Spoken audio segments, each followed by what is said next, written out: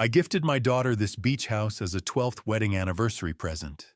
That day, I drove over to visit, but stopped short when I saw a stranger standing in front of the door holding a clipboard, casually taking pictures of the entire house. Looking inside, I caught my son-in-law hiding behind the thin living room curtains, standing perfectly still and staring right at me instead of coming out to greet me. A cold chill ran down my spine. I knew that something was wrong. Thank you for being here. It truly means the world to me.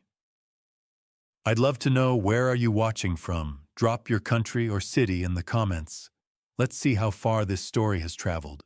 And a quick note, some elements in this story are fictional, added for storytelling and educational purposes. Any resemblance to actual names or places is coincidental, but the lesson inside is one worth keeping. Some mornings I make the drive out to Harlow Beach before the sun has fully risen, and I sit on this porch like it belongs to me, because in every way that actually matters, it does. The drive is 25 minutes from my place, door to door if the light on Carpenter Road cooperates. I've made it so many times by now that my truck knows the turns before I do. Saturday mornings, mostly. Sometimes Sunday. Occasionally a Wednesday when something I can't quite name pulls me out here midweek, and I find myself watching the Atlantic go gray and then gold from a chair I built with my own two hands. I should tell you a few things about myself before I go any further. My name is Warren. I'm 68 years old. I spent 40 years as a structural engineer, the kind of man who looks at a building and sees the bones of it, the load-bearing walls, the places where pressure collects over time. I retired 4 years ago, but that way of seeing things never really leaves you. You spend 4 decades reading blueprints. You start reading everything else the same way, people included. I live alone.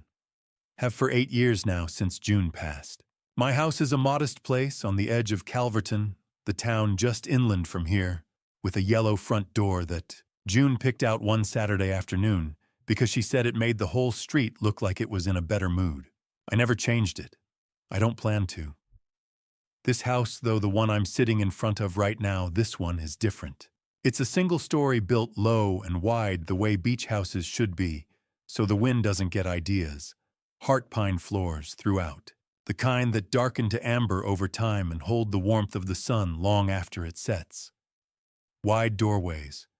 No steps up from the front walk, which I designed on purpose because my daughter Nora had a bad fall off her bicycle back in 2018, left knee, 2 surgeries, and I wasn't going to build her a house that fought her every time she came home. The windows face the water. All of them. I spent 2 weeks arguing with myself about the structural implications, and then did it anyway, because some things matter more than load calculations. I finished it 14 months ago, March of last year. I built it for Nora. I finished it in the year she and Brett marked 12 years of marriage, though the house was never about Brett, and never about the marriage. It was about Nora and about Gracie, who is 8 years old, and has her grandmother's laugh, loud and sudden and completely unself-conscious. The kind of laugh that makes strangers in restaurants turn around and smile. I did not build it for myself. That distinction matters. It's the whole point of this story in a way. I reach through the front door. I leave it unlocked on the mornings I come early, and I pick up the small framed photograph from the side table just inside. June. Maybe 10 years before she got sick, standing on a beach that isn't this one. Her hair is doing what it always did in salt air, which is whatever it wanted. She's laughing at something off camera. She looks like herself. I put this photo here when the house was finished. Not at my place in Calverton. Here. People who know me have asked about that. My buddy Sal from the old firm. My neighbor Ted. They ask why I didn't keep it at home, and I've never had a clean answer for them.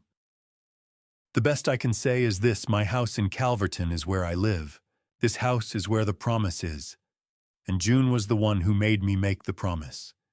It felt right to put her here. This is where the story ends, this porch this morning. This particular slant of April light on the water. But to understand why I'm sitting here, Why any of this matters, I have to take you back to the beginning. To a hospital hallway that smelled like antiseptic and burnt coffee. To a woman's hand in mine. To a promise I made before I fully understood what keeping it would cost. This house has a story. I'm going to tell you all of it. I didn't know then that the most dangerous thing about this house wasn't the money I put into it. It was what it meant to someone else. 8 years ago, I stood in a hospital corridor that smelled like antiseptic and old coffee, and I made a promise I didn't fully understand yet. That's the honest way to say it. I didn't understand it. I thought I did. I nodded. I said the words. I meant them the way a man means things when he's standing at the edge of losing everything. But the full weight of what I'd agreed to didn't settle on me until much later. Until I was alone in my kitchen at 2 a.m. with a sleeping infant and a house that had gone completely, permanently quiet. But I'm getting ahead of myself. March 2017. Mercy General, 3rd floor, the hallway outside room 314. The fluorescent light above the nurse's station buzzed with a sound like a trapped insect. I remember that sound. I remember it the way you remember things that were happening while your life was changing, not because they mattered, but because they were there. June had been sick for 14 months by then. Breast cancer caught late, fought hard. She was 49 years old, and she fought it the way she did everything else, methodically, without self-pity, and with an occasional dark humor that unnerved her oncologist and made the nurses adore her. She made it longer than they told us she would. That was very June. I won't describe what she looked like at the end. That's not mine to put into words. What I will tell you is this: her hands were still hers. Even then. Long fingers. The knuckle of her left ring finger slightly enlarged from the arthritis that had started in her 40s. I held that hand for most of the last 2 days. I know every line of it. She spoke to me just before midnight on a Tuesday. Her voice was low, lower than it used to be, and she had to stop twice to find her breath. But her eyes were clear. That's the thing I want you to understand. Her eyes were completely clear. "Take care of our girls, Warren," she said. "Both of them. Nora still needs her father, even if she doesn't always know how to say it. And this little one." She paused, turned her head slightly toward the small bassinet the nurse had wheeled in so June could see her. Gracie, 4 days old, born into a family that was simultaneously expanding and breaking apart. This little one is going to need to know what real love looks like. Make sure she sees it. I told her I would. She died 6 hours later at 5:47 in the morning, while the sky outside was doing that thing it does in early spring, turning from black to a dark, uncertain blue, not quite committing to dawn. I drove home alone. Nora was at the hospital. Still, her husband, Brett, had come to get her, and her friend was staying with her. I offered to stay too, but Nora shook her head, in the way she does when she needs to fall apart privately. She got that from June. I'd offered to keep Gracie for the night. Nora hadn't slept in 2 days, and the baby was calm. And sometimes the most useful thing a father can do is carry something heavy so his kid doesn't have to. So I had Gracie in the infant seat in the back of my truck, asleep before we hit the highway, small fists curled up near her face like she was ready for a fight she didn't know was coming. My house in Calverton was dark when I got there. I hadn't left any lights on, because I hadn't planned on coming home that night. I stood in the front doorway for a moment, Gracie's carrier in one hand, and I looked at what 8 years of living with someone looks like when that someone is suddenly gone. It looks like a pair of reading glasses on the end table. It looks like a cardigan draped over the back of the couch, because she was always cold. It looks like 2 coffee mugs in the dish rack, because she'd washed them both that last morning before the hospital called to say she'd taken a turn. Her slippers were by the door, the kind with the memory foam insoles that she'd ordered online and loved unreasonably. I stepped around them. I couldn't bring myself to move them. I sat down in the chair by the window with Gracie against my chest. 4 days old. Breathing in that quick, shallow way newborns do, like they're still surprised by the whole concept of air. Outside, the street was empty. The yellow door of my house caught the last of the nightlight and glowed faintly. And I thought about June picking that color on a Saturday afternoon because she said it made the whole street look like it was in a better mood. Take care of our girls. I looked down at this tiny person on my chest. This child who had never met her grandmother would never remember the sound of June's laugh or the way she smelled like cedar and hand lotion. I thought about Nora 30 miles away in a hospital room that still held the shape of her mother. I was 60 years old. I lived alone. I was a structural engineer who understood load-bearing walls and tensile strength and what happens to a building when the pressure is applied in the wrong place for too long. I had no idea how to do what June had asked me to do, but I had said I would. That night, sitting in the dark with Gracie asleep on my chest and June's slippers still by the door, I decided that not knowing how was not the same as not doing it. I would figure it out. Nora had her mother's eyes, and for a long time I thought that was enough to keep everything together. I should tell you about Brett before I tell you about the house, because you can't understand one without understanding the other. Brett Allen Calloway, 43 years old now. When Nora first brought him to my place in Calverton, this was the spring of 2012, about 4 months before the wedding. He was 31, and he had the kind of confidence that reads as competence until you've known a man long enough to tell the difference. He shook my hand at the door. Firm grip, eye contact, the whole package complemented the house. Great bones on this place, Warren, which coming from a real estate agent landed somewhere between professional observation and a line he'd used before. I showed him around anyway. He asked smart questions about the foundation, the age of the roof, the HVAC system. He knew his stuff. I'll give him that. At the time, Brett was doing well. Better than well, actually.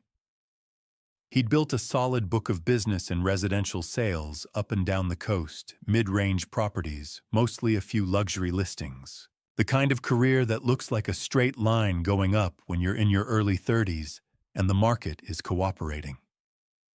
He closed somewhere between 30 and 40 transactions a year. He drove a clean car and wore clothes that fit. He talked about the future the way people do when they genuinely believe it belongs to them. What happened later wasn't a mystery once you understood how the market shifted. Around 2015-2016, the whole industry started changing underneath guys like Brett.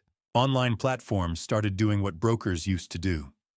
Buyers stopped needing a middleman to find listings. The commissions shrank. The volume dried up. Some agents adapted, went high-end, went commercial, rebuilt their whole approach. Brett didn't. He kept doing what he'd always done, just with fewer clients and worse margins. And by 2019, the gap between his lifestyle and his income had become a problem he was solving with other people's money. But in 2012, none of that had happened yet. At the wedding, that August outdoor ceremony, a vineyard about an hour inland, the kind of venue that costs more than it looks, I stood near the back and watched Brett wait for Nora at the end of the aisle. He looked at her when she came through the gate in her dress, and I studied his face the way I study blueprints looking for where the load settles. He looked at her the way a man looks at something he's proud to own. I want to be careful here, because I could be wrong. I've turned that image over in my mind enough times that I'm not entirely sure anymore what I saw and what I've since projected onto the memory.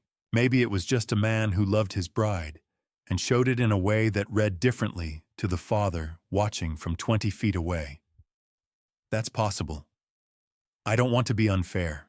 What I can tell you is that I noticed it, filed it away, said nothing because Nora was happy, and because a father's job at his daughter's wedding is to hold it together and mean it when he says the toast. The years that followed settled into a rhythm. Holidays at my place in Calverton. Thanksgiving, Christmas, the occasional birthday. June's cooking first, then, after 2017, mine, and Nora's combined efforts, which were competent but never the same. Brett was present at all of it. Sociable enough. He could hold a conversation, remembered what you'd said the time before, brought decent wine. He was the kind of person who's easy to be around, without being easy to know. Gracie came along in late 2016, born about 4 months before June passed, which meant June got to hold her twice before the end. And I am grateful every day for those 2 times. Having a grandchild in the house changed the texture of those family gatherings. Gracie was the kind of kid who filled a room without trying the way her grandmother had. In 2019, Brett called me on a Tuesday afternoon. Not a Sunday dinner kind of call. A Tuesday. He needed $25,000. Short-term cash flow problem, he said. A deal had fallen through, another one was pending, the timing was just off. He'd pay me back in 90 days. He was relaxed about it. The way he was relaxed about most things, like the outcome was already decided, and he was just filling me in. I knew better. 40 years of reading blueprints had taught me to check every line before I signed anything. A loan with no paperwork is just a gift with extra steps. I knew that. I'd told clients that. I'd watched people lose real money over handshake agreements that everyone remembered differently 6 months later. But Nora was happy, or seemed to be, and there was something in the way Brett had asked easy, unbothered family to family that made pressing for documentation feel like an accusation I wasn't ready to make. So I wired the money and said nothing about contracts. That was my mistake. I knew it when I was making it. I made it anyway. He never paid it back. Not in 90 days, not in 90 weeks. We never discussed it again, and I never brought it up, because by then other things had started to matter more. The day I finished the house, March 2024, final walkthrough, before I handed Nora the keys, Brett came with her. He moved through the rooms the way he'd moved through mine back in 2012, checking, assessing the professional habit that never quite turns off. He knocked on the wall in the hallway, tested the window latches in the kitchen, stood at the big glass doors facing the water for a long moment. Then he turned around and looked at me. "Nice place, Warren." Not "thank you," not "this is incredible" or "I can't believe you built this." Just "nice place." The way you'd describe a restaurant you'd recommend to someone but wouldn't go back to yourself.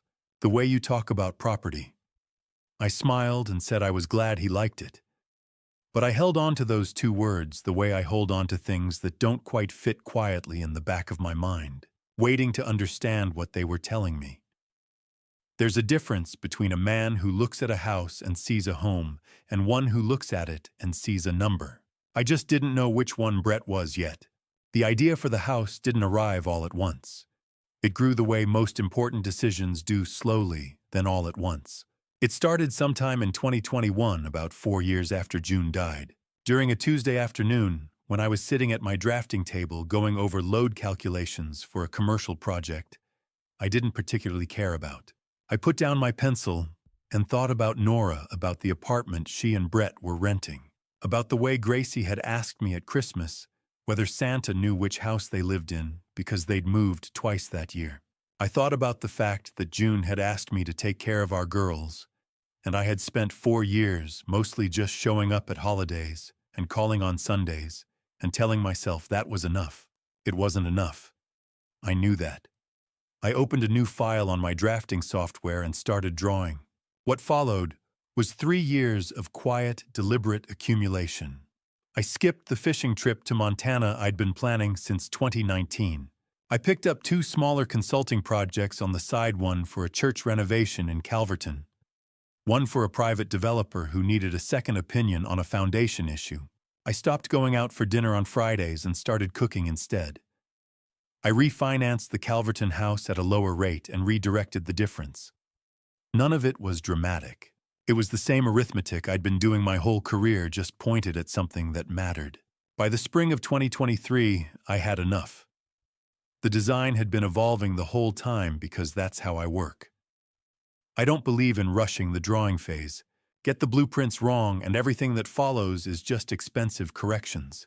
So I drew and revised and drew again, and every version was a little bit about engineering and a lot about Nora. Single story, because she'd had a bad fall off her bicycle in 2018. Left knee 2 surgeries, the second one better than the first, but neither one perfect. No steps up from the front walk. Wide doorways 36 inches instead of the standard 32, because someday arthritis or a bad day might make those 4 inches matter. Heart pine floors throughout, because they're warm in winter and they hold up. Big windows facing the water because Nora has always thought better when she can see the horizon. Every choice had a reason. That's the only way I know how to build. I found the lot at Harlow Beach through a retired contractor I'd worked with on and off over the years. Waterfront parcel. Modest size, decent elevation, above storm surge, important on the Carolina coast, where the Atlantic has opinions. The lot had been sitting for a while, which kept the price reasonable. I broke ground in the fall of 2023. That's when I met Audrey. She came over about a week into the foundation work, walking across the adjoining property with 2 mugs of coffee and a look on her face like she'd decided to come say hello and wasn't entirely sure it was a good idea. Her name was Audrey Dalton, 66 years old, recently retired, with the bearing of someone who had spent decades in a room where people had to pay attention when she spoke. She'd been a circuit court judge for 22 years, family court then civil. Then, a rotation through criminal before her knees made the commute untenable, and she retired to the beach house she and her late husband had bought years ago as a vacation property and never quite gotten around to selling. She lived alone. Had for 3 years since her husband Martin passed. She told me this matter-of-factly, the way people do when they've made peace with a fact and no longer need sympathy for it. "What are you building?" she asked, handing me one of the mugs without asking whether I wanted it. "A house," I said. "For my daughter." She looked at the lot, at the foundation stakes, at the view of the water beyond. Then she nodded once and didn't ask anything else. We drank the coffee. She went back to her place. The next morning she came back with 2 more mugs. That became the pattern. I didn't ask her to keep coming. She didn't ask permission. Some things established themselves without a formal agreement. Over those months I learned that Audrey had spent a significant part of her judicial career in civil court, handling property disputes, fraud cases, forged deeds, contested estates, the kind of cases where someone had trusted the wrong person with something that couldn't be taken back. She'd seen enough of that particular damage to develop a finely calibrated instinct for it. I didn't know then how relevant that would turn out to be. My parents called in November, about a month into the framing. My father, Eugene, is 91 years old and lives at Pineview, a care facility about 40 minutes from Calverton that he describes as not as bad as I expected, which is the most you can ask for at my age. My mother, Miriam, is 88 and thinks the staff waters down the soup. They called together, which they do on speakerphone with the volume turned up high enough that I can hear both of them even when only one is talking. "Are you sure this is a good idea?" my father said. "It's already built, Dad. I'm in the framing stage. I mean, financially. I've run the numbers." A pause. "Your mother wants to know if Nora knows." "She knows I'm building something. She thinks it might be a workshop. She doesn't know the details." Another pause, longer. "That sounds like you," my mother said from somewhere near the phone. She wasn't wrong. The house was finished in March 2024. Nora and Brett's 12th wedding anniversary was in August. I had been aware of that date for 2 years while I was building, not because I planned the house as a gift in that conventional sense, but because it gave me a frame. A reason to finish by summer that was separate from the engineering schedule and easier to explain than the real one. I finished early, which was not a surprise. I have always preferred to be ready before I am needed.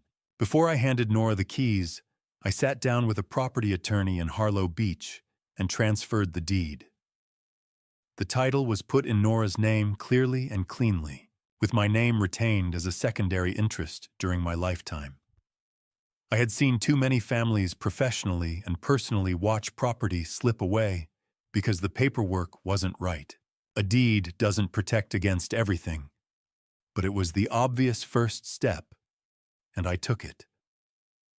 I thought about setting up a revocable living trust. At the same time, a trust adds another layer, makes it harder for anyone to encumber or transfer the property without proper authorization. But the attorney said the deed structure was solid, and I didn't have any specific reason for concern. I filed it away as something to revisit. I had no particular urgency. That was a gap I would come to understand later. The day of the walkthrough. Nora stood at the front door for a long moment before she went inside. I had not announced it as an anniversary gift. I had not announced it as anything in particular. I had simply said, "Come see what I've been building."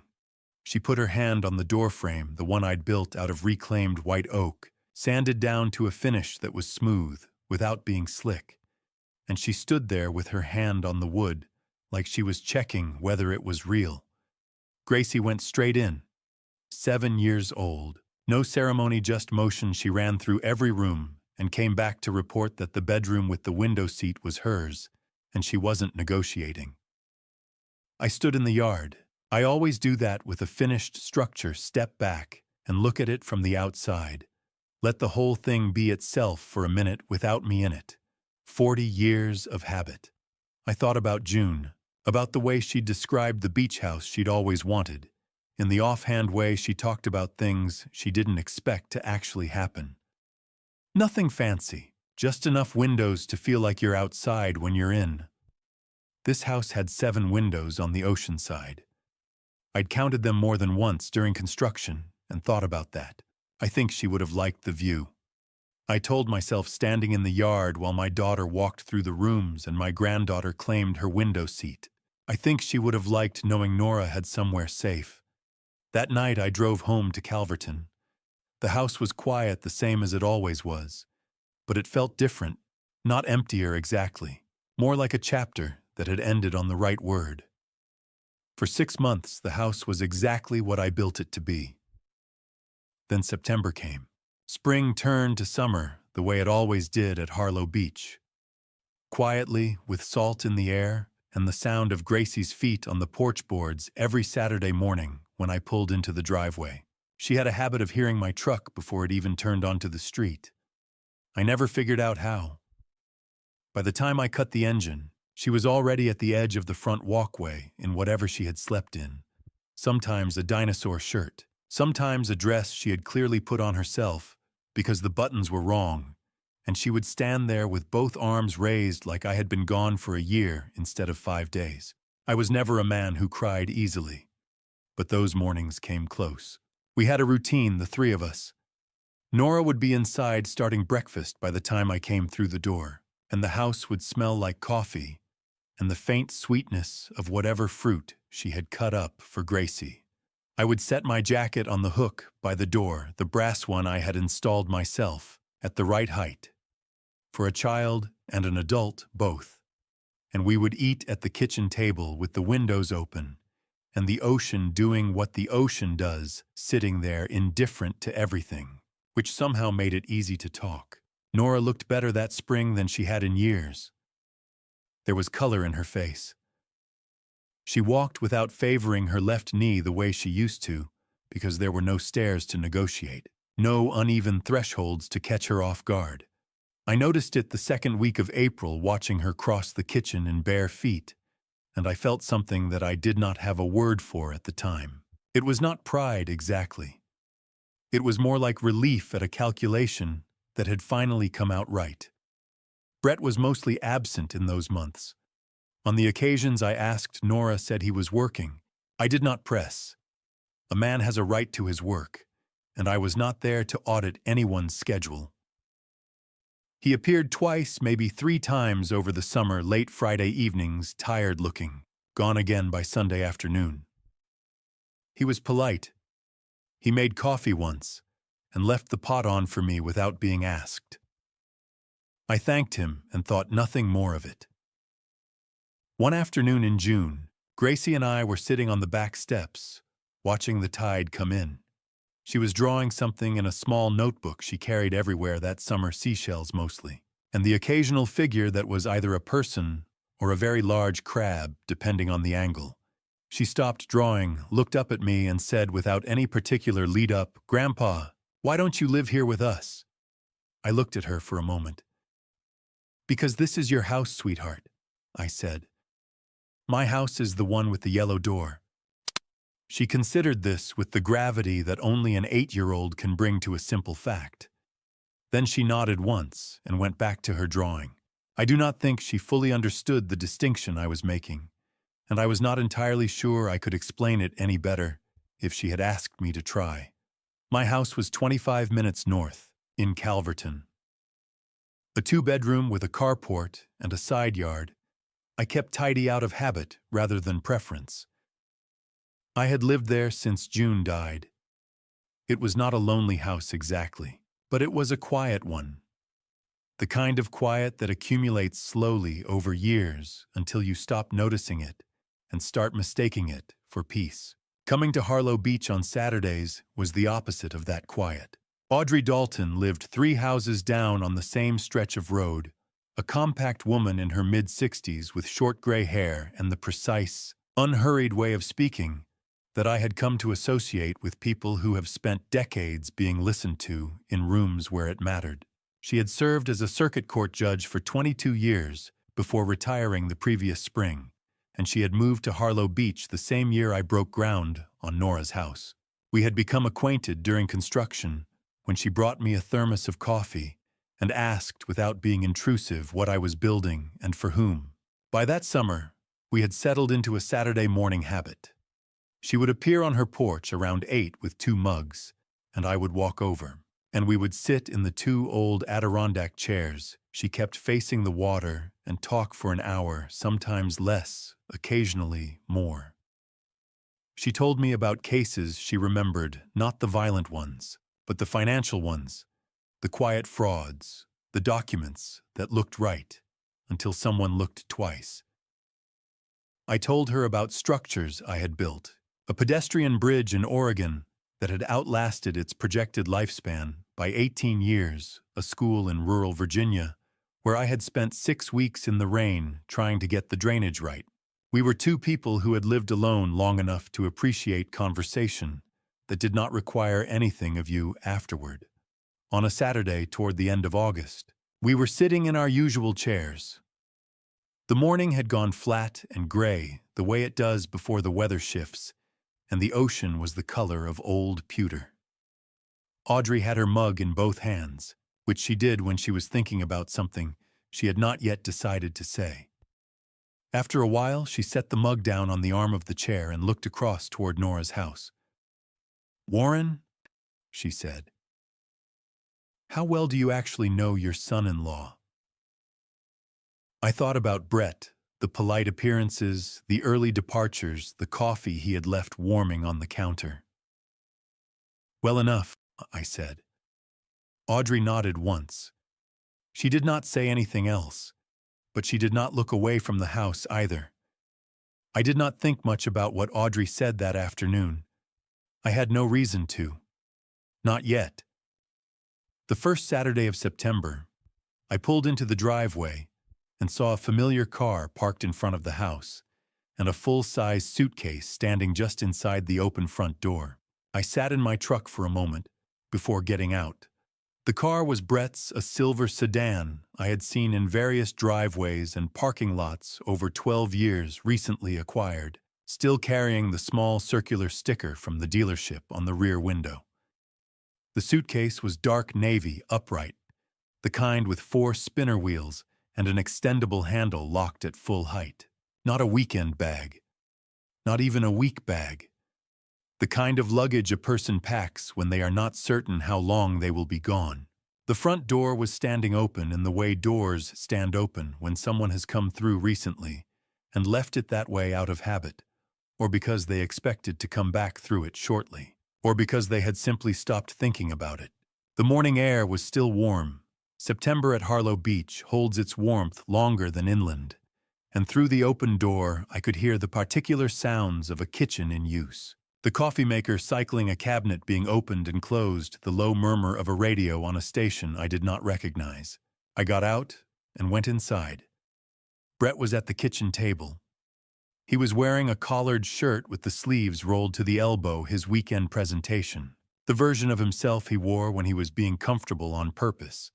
He had a coffee mug in front of him and his phone face down beside it, and he looked up when I came through the door with the easy, unhurried smile that I had known since 2012 and had never quite been able to assess accurately. "Warren," he said. "Good timing. Coffee's fresh." Nora was at the counter, slicing a melon, her back partially to me. She turned when she heard my voice and came over and kissed me on the cheek and said, "Sit down," in the automatic way she said it, the way she had been saying it every Saturday since the house was finished. The kitchen smelled like coffee and cut fruit, and the particular salt-warm combination that came through the screen door from the beach side of the house. And everything about it looked the same as every other Saturday morning I had walked into since March, except for the suitcase in the entryway standing at full height, with its handle extended going nowhere. I sat down. Nora put a plate in front of me. Brett refreshed his own coffee and then, without being asked, poured a second mug and set it at my place before returning to his chair. It was a small thing, the kind of thing a person did when they knew where the mugs were kept and which cabinet held the filters and how many scoops the machine took. The kind of thing a person learned over time or over the past day and a half. "I didn't know you were coming out this weekend," I said, which was not a question, but contained one. Brett leaned back in his chair with the relaxed posture of a man making himself comfortable in a space he has decided is comfortable. "I needed to get out of the city for a bit," he said. "The market's been difficult. Things are recalibrating, which means everyone's waiting and nothing's moving. And you can only sit in a downtown office watching nothing move for so long before it starts to wear on you." He gestured vaguely with his coffee mug. "Nora suggested I come out and clear my head. Better to work from here than stare at the walls down there." Nora smiled from the counter. She looked comfortable. Not the brittle kind of comfortable that means something is being held together, but the genuine kind. The kind that comes from having the pieces of an ordinary morning in the right places. Brett in the kitchen. Coffee made. Her father at the table. I drank the coffee Brett had poured and thought nothing particular about it. There was no reason to think anything particular about it. Gracie came downstairs at 8:30 in the green sneakers she had worn continuously since June. The left one with its lace replaced by a piece of twine she had found on the beach, and which she had refused to exchange for an actual lace on the grounds that it worked fine. She sat beside me and ate the melon slices from my plate, without asking which was standard, and told me at length about a project she had been given at school involving ocean ecosystems, which she had opinions about. Brett asked her one question, what her favorite ocean animal was, and Gracie said without hesitation that it was the mantis shrimp because it could punch things. And Brett laughed, and Gracie looked satisfied with this response, and the conversation moved on. It was a normal morning. I remember thinking that clearly in those specific words. This is a normal morning, as though I needed to say it to myself to confirm it. After lunch, Nora took Gracie down to the water. Brett and I ended up on the front porch, not by arrangement. Just by the way, Saturday afternoons sometimes arranged themselves when the women in the house had gone somewhere, and two men were left with the space between them and nothing specific to fill it. Brett was looking at the house rather than at the water. He had done this before during the walkthrough in March, and once or twice, since the particular quality of attention he brought to the structure, the lot to the sight lines, from the porch to the beach. I had filed it without labeling it. "Warren," he said, in the tone of a man making conversation. "What do you think this place goes for now, with the lot, the view, the build quality, all of it?" I looked at him. "It's not for sale," I said. He raised one hand slightly, a gesture of concession. "Of course not. I'm not suggesting anything, it's a professional habit. You're in a space like this, and you start running the numbers automatically." He glanced out at the water, then back at the house facade. "Properties on this stretch have been moving well, even with rates where they are. I'm just curious what the market would say." "Then you already know better than I do what it would say," I said. He smiled again, the easy one, and let the subject drop. We watched the water for a few minutes, in the comfortable silence that had always been available to us when we weren't talking about anything that mattered. And then he went inside to take a call. I stayed on the porch. The afternoon light was coming in low across the dunes, and the beach grass was moving in the offshore wind, and the water was the green-blue it gets in early September before the color shifts. I stood there and looked at the house I had built from the outside, the porch boards I had selected, the trim I had painted myself over a weekend in February, and I thought about what it meant that a man had just asked me what it was worth and called it curiosity. When I went back in to say goodbye, Gracie followed me out to the truck. She walked beside me down the front path. Without saying anything, which was unusual, Gracie generally had something to say in transit. At the truck door, she stopped and looked up at me with the expression she wore when she was carrying something she had been holding for a while. She reached out and took hold of my jacket sleeve, lightly. "Grandpa," she said quietly. "Dad's been on his phone a lot, like really late. After I'm supposed to be asleep, I can hear him talking." I looked at her for a moment. She was watching me with the clear, uncomplicated attention of a child who has reported a fact and is waiting to understand whether it is the kind of fact that matters. "Okay, sweetheart," I said. I put my hand on her head once. "Thank you for telling me." She nodded, let go of my sleeve, and went back up the front path. I drove home. The 25 minutes north on Route 17 had always felt like a reasonable distance, close enough for weekends, far enough for a life. That evening, sitting at my kitchen table in Calverton with the lights on and the house quiet around me, it felt like something else. Not far, but not close enough. Brett called it curiosity. But in my experience, men who ask about price rarely stop at asking. After that Saturday, I started coming by more often, not just on weekends. I told myself it was because I missed Gracie. That was part of it. The other part I did not have a name for yet. The Wednesday morning was ordinary in the way September mornings at Harlow Beach tend to be cooler than August, the light flatter, the tourist traffic gone. I had no particular reason to drive out that day. I had a materials review I could have finished at home, and my coffee was already made, and the 25 minutes each way was not nothing. But I locked up the house anyway, backed out of the carport, and pointed the truck south toward the coast. I turned onto Harlow Road at 8:53. I know the time because I checked the dashboard clock when I made the turn, a habit from 40 years of job sites where everything that mattered eventually came down to when. The man was standing on the sidewalk in front of Nora's house. He was wearing a light blue polo shirt and carrying a clipboard under one arm. He had his phone raised and was photographing the house methodically, the way a professional photographs something when they are building a record, rather than taking a picture for themselves. Front elevation. Left side. He stepped back to capture the roofline. He moved without hurry, without looking around, the way a man moves when he is confident he has every right to be where he is. I pulled to the end of the driveway and stopped. I did not turn off the engine. In the state of North Carolina, taking photographs of a building from a public sidewalk is not illegal.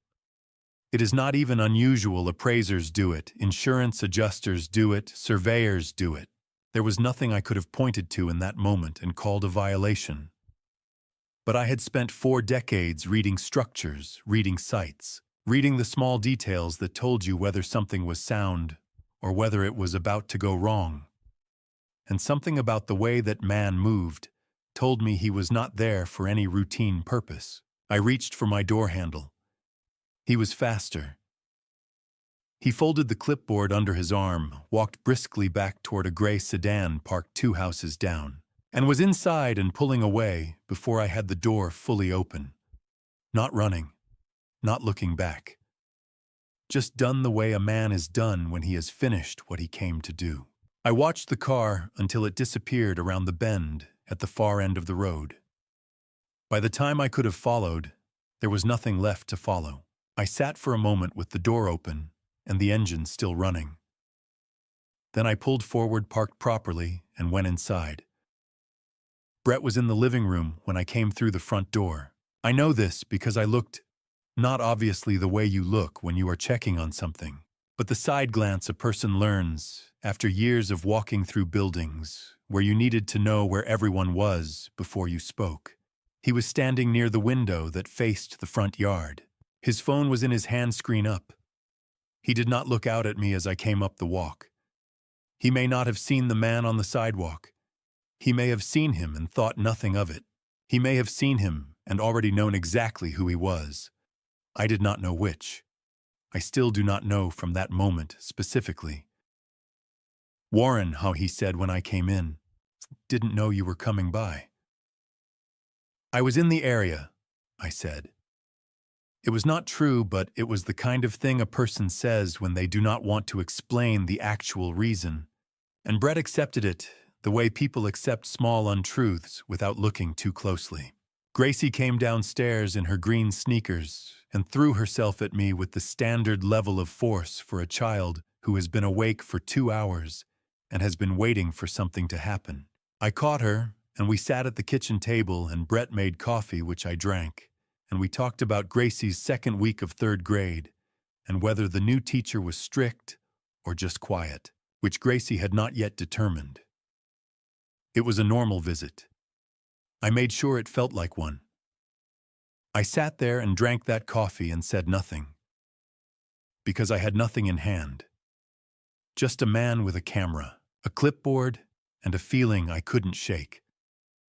Before I left, Gracie pressed a folded piece of paper into my jacket pocket. I opened it later at my truck. It was a crayon drawing 3 figures standing at the water's edge. 1 tall, 1 medium, 1 small. Above the water in the upper left corner, she had drawn a round yellow shape with rays coming off it, that I first took for the sun before I looked more closely and saw the word she had printed underneath in unsteady letters, June. I stood by my truck for a moment and looked at it. Then I got in, buckled up, and looked back at the window where Brett had been standing. It was empty now. I drove back to Calverton. That night, back at my own house, I wrote down everything I remembered about that man. The light blue polo, the clipboard, the way he moved through the shots without pausing front side, roofline like he had a checklist, the gray sedan, the time approximately 9 in the morning, Wednesday, mid-September. Then I called Audrey. That night, back at my own house, I sat at my desk and thought about what I actually knew about Brett and what I did not. The desk was the same one I had used for 30 years, a solid oak surface with a shallow center drawer and 2 deeper ones on the right side. The kind of desk that accumulates the record of a working life without trying to project binders, inspection logs, correspondence going back to the 90s. I kept it orderly out of habit. In 40 years of structural engineering, the difference between a detail you had written down and a detail you thought you remembered could be the difference between a building that stood and one that did not. I pulled out a fresh legal pad and wrote the date at the top. The first thing I wrote was not about the man with the clipboard. It was about the loan.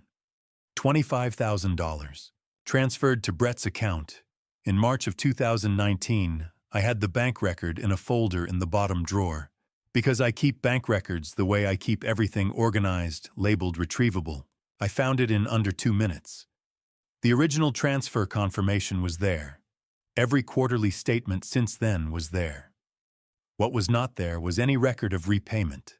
Not a single deposit. Not a partial payment.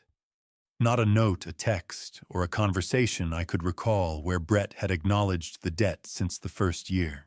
I had stopped expecting it somewhere around 2021 and had quietly reclassified it in my own accounting as a loss, the kind of thing you absorb for the sake of family and do not mention at holidays. I had told myself that was generosity. Looking at the empty column under received in the margin of my notes, I thought it might have been something closer to carelessness. I wrote $25,000, March 2019. No contract, no repayment. 5 years. Then I called Audrey. She picked up on the second ring, which told me she was still awake and had probably been expecting the call. That was the thing about Audrey, she did not say much that was unnecessary, but she was rarely surprised. I described the man light blue polo clipboard photographing the house from the sidewalk. Methodical. Done and gone before I could get out of my truck. There was a brief silence on her end. I saw him too, she said. Tuesday of last week. I was coming back from my walk and he was parked in front of the house. He had a clipboard then as well. Tuesday of last week, the week before my Wednesday visit. He was there twice, I said. At least twice that I saw, Audrey said. I wrote down the plate number. She read it to me. I wrote it on the legal pad, pressed firmly enough that the numbers indented the sheet beneath. A Virginia plate, she said. Dark gray sedan, she thought a Honda or a similar make. I thanked her. She asked if I was going to look into it. I said I was thinking about it.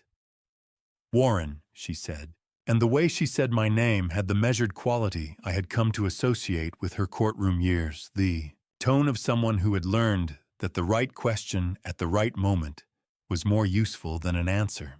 Chatoustium. When a man photographs a property on a public sidewalk, he's usually being paid to do it, by someone who has an interest in the property. I already knew that, but hearing it said plainly by someone who had spent 2 decades listening to people explain why they had done things made it sit differently than it had in my own head. I know, I said. Good, she said. Good night, Warren. After I hung up, I sat for a while without writing anything. Then I turned back to the legal pad and added a second section beneath the loan record. Mid-September man, light blue polo clipboard phone camera. Front elevation side roofline. Done quickly. Left before contact. Gray sedan VA plate. And I wrote the number Audrey had given me. Underneath that, I wrote a third item. Something I had been turning over since the previous week, but had not yet committed to paper because writing a thing down made it more real than I was ready for it to be. I had been at Nora's house the previous Thursday, one of the unscheduled visits I had begun making since September. I had arrived mid-afternoon and let myself in through the side gate the way I always did. Brett had been on the back porch. He had not heard me come in, and I had not announced myself because I had been walking toward the kitchen and simply had not gotten around to it yet. His voice, coming through the screen door, was low and taut in a way I had not heard it before. Not angry, controlled. 14 days, I know. This property is worth more than that. That was all I caught before I closed the kitchen door behind me and called out that I was there. Brett had come inside 30 seconds later with his phone in his pocket and his expression arranged into something relaxed, and I had not said anything about what I had heard, because I had not known what I had heard. I wrote it down now, the approximate date, the exact words as I remembered them. 14 days, I know. This property is worth more than that. I looked at the 3 items on the page. A loan that had never come back. A man with a clipboard and a camera standing in front of a house I had built. A voice on a back porch saying this property is worth more than that. Individually, each one had an explanation. Together, they had a shape I recognized from 40 years of reading plans. Structures that failed, rarely failed from a single point. They failed because several small stresses, each one manageable on its own, had been allowed to converge in the same place at the same time. I closed the legal pad. I looked out the window of my home office at the dark and quiet street in Calverton, 25 minutes north of Harlow Beach. 25 minutes from the house I had built with my own money and signed over to my daughter. For the first time, I understood that 25 minutes was not nothing. 25 minutes was long enough for things to happen that I would not see. Audrey had given me the plate number. I wrote it down and put it away. I wasn't ready to open that door yet. But I knew the door was there. October arrived without warning, the way trouble usually does. One morning the air was still warm enough to sit outside without a jacket, and by the next, it carried a cold that had not been there before coming in, off the water with the particular finality of a season that has made up its mind. I had been coming to Harlow Beach more frequently than my old Saturday routine midweek visits, sometimes early morning arrivals before the house had fully started its day. I told myself this was practical. The deck boards on the south side needed resealing before the winter set in, and the caulking around the north-facing windows had begun to show its age. These were real tasks. I kept a list of them. But I was also watching, and by early October, I had stopped pretending otherwise, at least to myself. That morning, I turned onto Harlow Road at 10 minutes before 6. I had not slept well. The LLC proposal Brett had floated the week before had been sitting in the back of my mind in the particular way that unresolved calculations sit. And by 4:30, I had stopped pretending I was going to sleep through it. I drove down early the way I sometimes did when something needed thinking through, and the water helped. The beach was still dark at the edges, the sun not yet over the horizon.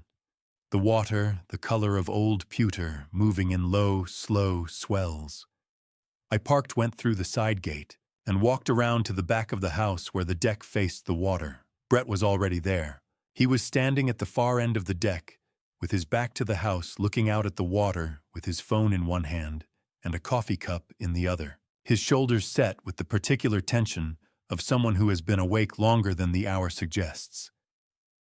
He did not hear me come through the gate, or if he did, he let a moment pass before turning, which told me something about how he was managing the morning.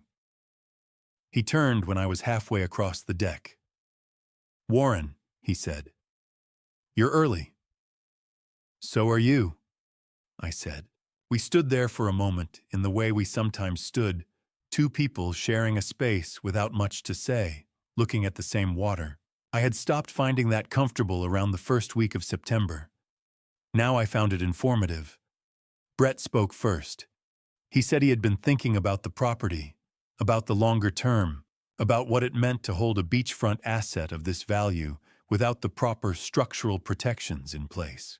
He used the word structural in the way people use engineering language when they want to sound considered, borrowing the vocabulary of careful planning to dress up something that is underneath, a request. The most sensible thing, he said, would be a limited liability company. You put the property into the LLC, you insulate it from estate complications, you manage the tax exposure properly. He had turned slightly toward me now, not fully facing me, but angled in a way that closed the distance. "It's a standard move for a property like this. I've set up a dozen of them." I looked at the water. "Whose name would be on the LLC?" I said. "All of ours," he said. "Nora's. Yours. Mine, I'd be the managing member, which just means I handle the administrative side. You and Nora would be full equity members. Nothing changes in terms of who the property belongs to." "Of course," I said. He kept talking.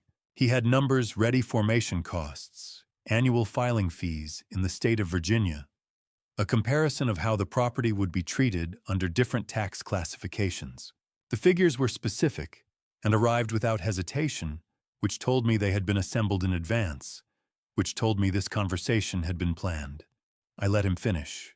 What Brett had described as administrative was in practice something more consequential. A managing member in a Virginia LLC has broad authority over the day-to-day management of LLC assets, including the authority to encumber those assets, to refinance them, to enter into agreements on the LLC's behalf, without requiring unanimous member consent on each individual transaction, provided the operating agreement was drafted to allow it. A managing member who drafted the operating agreement himself would have considerable latitude in how broadly that authority was written. The other members, Nora, me, would be equity holders on paper. The managing member would be the one with the pen. I had spent 40 years working with load-bearing structures. I knew what a transfer of weight looked like regardless of what it was called. "I'll think about it," I said. He nodded. Then he said the thing I had been waiting for without knowing I was waiting for it. "I'll need an answer fairly soon, Warren. These things take time to set up properly, and there are some timing considerations." He paused. "A few weeks, ideally." I looked at him. His expression was arranged into something patient and reasonable. His coffee cup was still in his hand, and he turned it slightly, a small, restless motion that did not match the patience of his face. "I understand," I said. He nodded once more, satisfied with something, and went inside. I stayed on the deck until I heard the screen door close. The sun had come up fully while we were talking, the water shifting from pewter to a flat, cold blue. I stood there for a while longer than I needed to, looking at the water and thinking about a man who needed an answer in a few weeks and had specific formation costs already memorized. Then I walked to my truck and drove north to Calverton. I was at my desk by 9. The legal pad was where I had left it, the plate number still faintly indented on the top sheet from when I had pressed too hard, writing it down 2 weeks before. I had been carrying that number with me like an unread letter, aware of it, not yet ready for whatever it said. Brett's conversation on the beach had been enough. I called Audrey and asked, without going into the full explanation yet, whether she still had the contact she had mentioned. When she gave me the number, someone who could confirm a registered owner through legitimate channels, she asked no questions. She said she would call me back. She called back in 35 minutes. The vehicle was registered to a Raymond Holt. Address in Virginia Beach. Licensed real estate broker, active status. Virginia Department of Professional and Occupational Regulation. I wrote the name on a clean page of the legal pad and looked at it. Then I spent the better part of an hour working through what was publicly accessible. Broker license records are public in Virginia, name, license number, status, and in some cases, the employing firm. Business entity filings through the State Corporation Commission list, registered agents and principals. Cross-referencing the two, I found what I was looking for without needing anything that was not already available to anyone who knew where to look. Raymond Holt had held his license since 2009. Between 2014 and 2017, he had been associated with Coastal Premier Properties, a mid-size residential and commercial brokerage operating out of the Norfolk area. Brett Calloway had also been associated with Coastal Premier Properties during the same period. The firm had dissolved in 2018. Both men had moved on in different directions on paper. They had not moved as far apart as the paper suggested. I sat back in my desk chair and looked at the name on the page. I had poured the footings for that house myself. I had sourced the heart pine flooring from a mill in North Carolina and watched it go down board by board over 3 weeks in the winter of 2023. I had designed every window to catch the light in a specific way at a specific hour. Because Nora had mentioned once, years ago, that the thing she missed most about the apartment she had before the house was the morning light on the kitchen wall. And someone had sent a man to photograph it like a property listing. That name, Raymond Holt, had opened a door I had no intention of walking through. But once you have seen something, you cannot pretend you have not seen it. I didn't usually stay past dinner when I visited, but that Wednesday evening, Gracie asked me to fix the back porch light. The bulb had been flickering for a week, and she had decided with the complete conviction of an 8-year-old that the darkness it left behind was not ordinary darkness, but the specific kind that warranted concern. It was a standard fixture replacement. In practice, it took 40 minutes because the bulb size Gracie described did not match what I found in the socket, which meant a drive to the hardware store 2 miles down Route 17 and back. By the time the porch light was burning steadily, and Gracie had stood under it for a satisfied moment, and then been walked upstairs and settled, it was 20 past 9. Nora had gone to bed at 9, citing a faculty meeting at 7 the next morning. Brett had said goodnight around 8:45, mentioning an early call. I washed my hands at the kitchen sink, dried them, and reached for my jacket on the hook by the door. That was when I saw the laptop. It was sitting on the kitchen counter, the section of counter between the coffee maker and the far wall, a surface that generally held the fruit bowl and Gracie's school papers. Brett had been using it as a secondary workspace since he moved in, setting up there in the evenings when Nora was grading papers in the living room. The screen was still lit, angled the way a person angles a screen when they step away briefly and intend to return. I understood later, when I had time to think it through carefully, exactly why it was there and why the screen was still active. In 6 months of visiting Nora's house, I had not once stayed past 9 o'clock. That was not an approximate pattern. It was a fixed one, the kind that a man who paid attention to routines would have registered and relied upon. Brett was a man who paid attention to routines. He had moved around this house for 7 weeks with the ease of someone who had mapped all the variables and found them predictable. He had not mapped for a burned-out porch bulb and an 8-year-old who was afraid of the dark. I did not touch the laptop. I positioned myself at a distance of approximately 4 feet and read what was on the screen. The email was from R. Holt.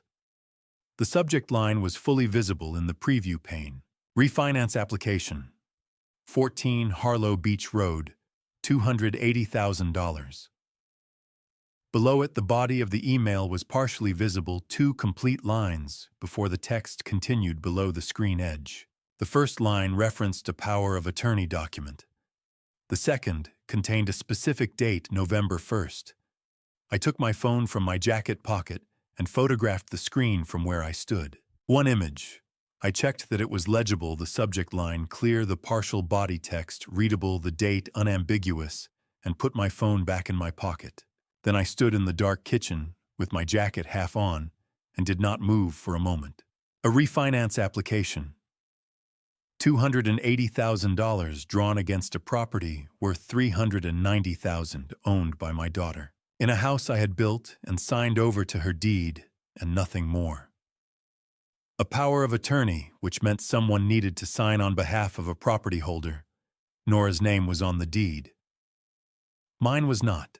A POA in Brett's favor, granted by Nora, would give him authority to act on the property's behalf in financial transactions, to refinance it, to encumber it, to extract from it whatever a lender would allow.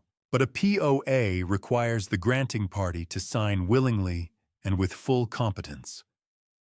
A person who is confused, who forgets things, who seems to be losing the clarity that they once had, that person is a person whose family might reasonably step in to help, to manage things on their behalf, to take on responsibilities the older person can no longer reliably handle. I stood in the dark kitchen and thought about the Saturdays I had driven home feeling heavier than the drive warranted, the afternoons that had blurred, the evenings in Calverton when I had sat down in the kitchen chair and not moved for 2 hours. I had been attributing those things to being 68, which is a reasonable attribution because 68 carries its own legitimate weight. That was when I understood what the coffee was actually for. I had no evidence for that thought, nothing beyond a pattern I had not yet fully assembled, and a logic that had just locked into place like a load-bearing joint clicking home. I did not say it to myself as a conclusion. I registered it as the kind of possibility that once it has entered the mind does not leave quietly. I left without turning on any additional lights, and I drove home with the windows down despite the cold. The following morning, I was back at Nora's house before 8, with a set of lug wrenches I had genuinely left in the back corner of the garage. The previous evening, I remembered setting them down when I was looking for the fixture wrench, and genuinely forgetting them in the shuffle. The reason for returning was true, which made delivering it easier. Nora was in the kitchen when I arrived. Coffee made Gracie already dressed for school. Brett was out a showing Nora said he had left at 7:30. His jacket was hanging on the coat rack by the mudroom door. It was unzipped.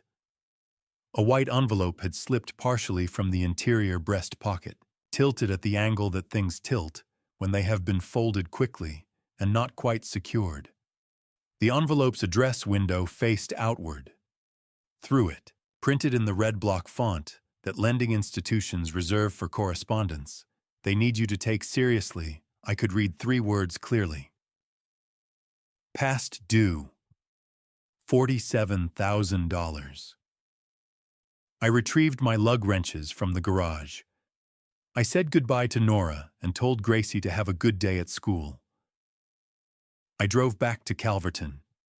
At my desk, I sat down and looked at the photograph on my phone. Refinance application 14 Harlow Beach Road, $280,000. Power of attorney, November 1st. I set the phone beside the legal pad and wrote the new figure below the others I had already recorded, $47,000 past due, seen on envelope breast pocket of jacket Brett's. Morning of, and I wrote the date. Then I looked at what I had. A man who owed $47,000 and had a refinance application in process for $280,000 was not protecting an asset. He was liquidating one. The distance between those two things was the distance between a person solving a shared problem and a person solving only their own and leaving the house the deed, and the woman whose name was on both of them to absorb whatever came after. 2 weeks approximately before his November 1st deadline. Numbers don't lie. And these numbers told a very clear story. I had the pieces. Now I needed to understand how they fit together before Brett realized I was watching. Before I go any further, drop 11 in the comments so I know you're still with me. What comes next didn't come from a lawyer or a document. It came from an 8-year-old who had no idea what she had just told me. Quick note, some details ahead have been shaped for storytelling. If that's not for you, this is a good place to stop. For those staying, I'm glad you're here. 3 days after I photographed that screen, Gracie called me at home. It was a weeknight past 8 o'clock. I was at the kitchen table in Calverton, reading through a set of contractor specifications I had agreed to review for a former colleague, the kind of work I still took on occasionally, to keep my mind moving. The phone was on the table beside me, and when I saw Gracie's name on the screen, I picked up immediately. Her voice was quiet. Not the quiet of a child who is tired and winding down for the night. The quiet of a child who has positioned herself somewhere she believes she cannot be heard. "Grandpa," she said, in a voice just above a whisper. "Hey, sweetheart," I said. "It's late. Everything okay?"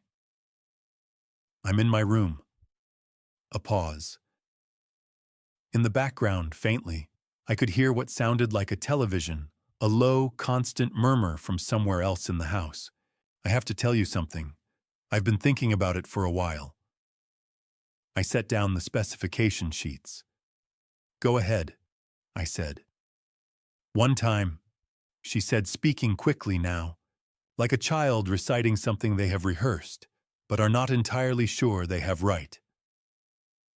"One time I saw Dad put something in your coffee. A little white pill. He put it in when you were outside with Mom. I thought it was like the vitamins Mom takes in the morning. But—" She stopped. "I don't think it was a vitamin." I sat with that for a moment. "When was this, sweetheart?"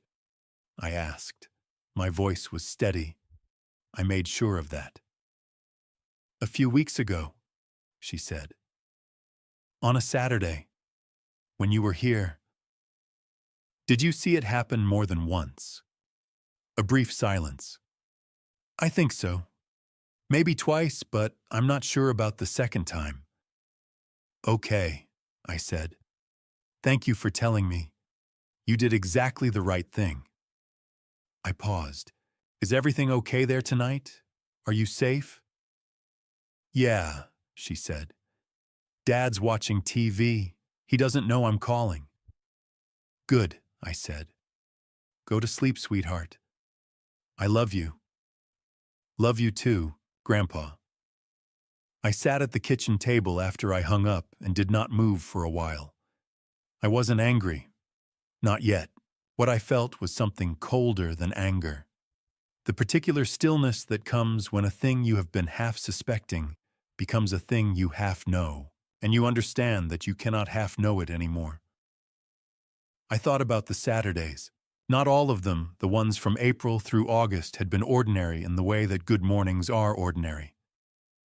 But the ones since September, since Brett had moved in with his suitcase and his easy smile and his fresh brewed coffee I had come home from, several of those feeling not tired in the way of a long drive and an outdoor morning, but tired in the specific heavy way that arrives behind the eyes and settles in the joints and does not lift until after dark. I had attributed it to age. I was 68, and 68 has its own vocabulary of fatigue, and it had been easy convenient. Even to let that vocabulary absorb what I was feeling, without asking whether something else was writing the words. I had blamed my age for something that had another explanation entirely. Diphenhydramine. The active ingredient in most over-the-counter sleep aids is not detectable by taste in coffee. It dissolves cleanly. At double the standard dose, it produces pronounced drowsiness, cognitive slowing, and disorientation in older adults.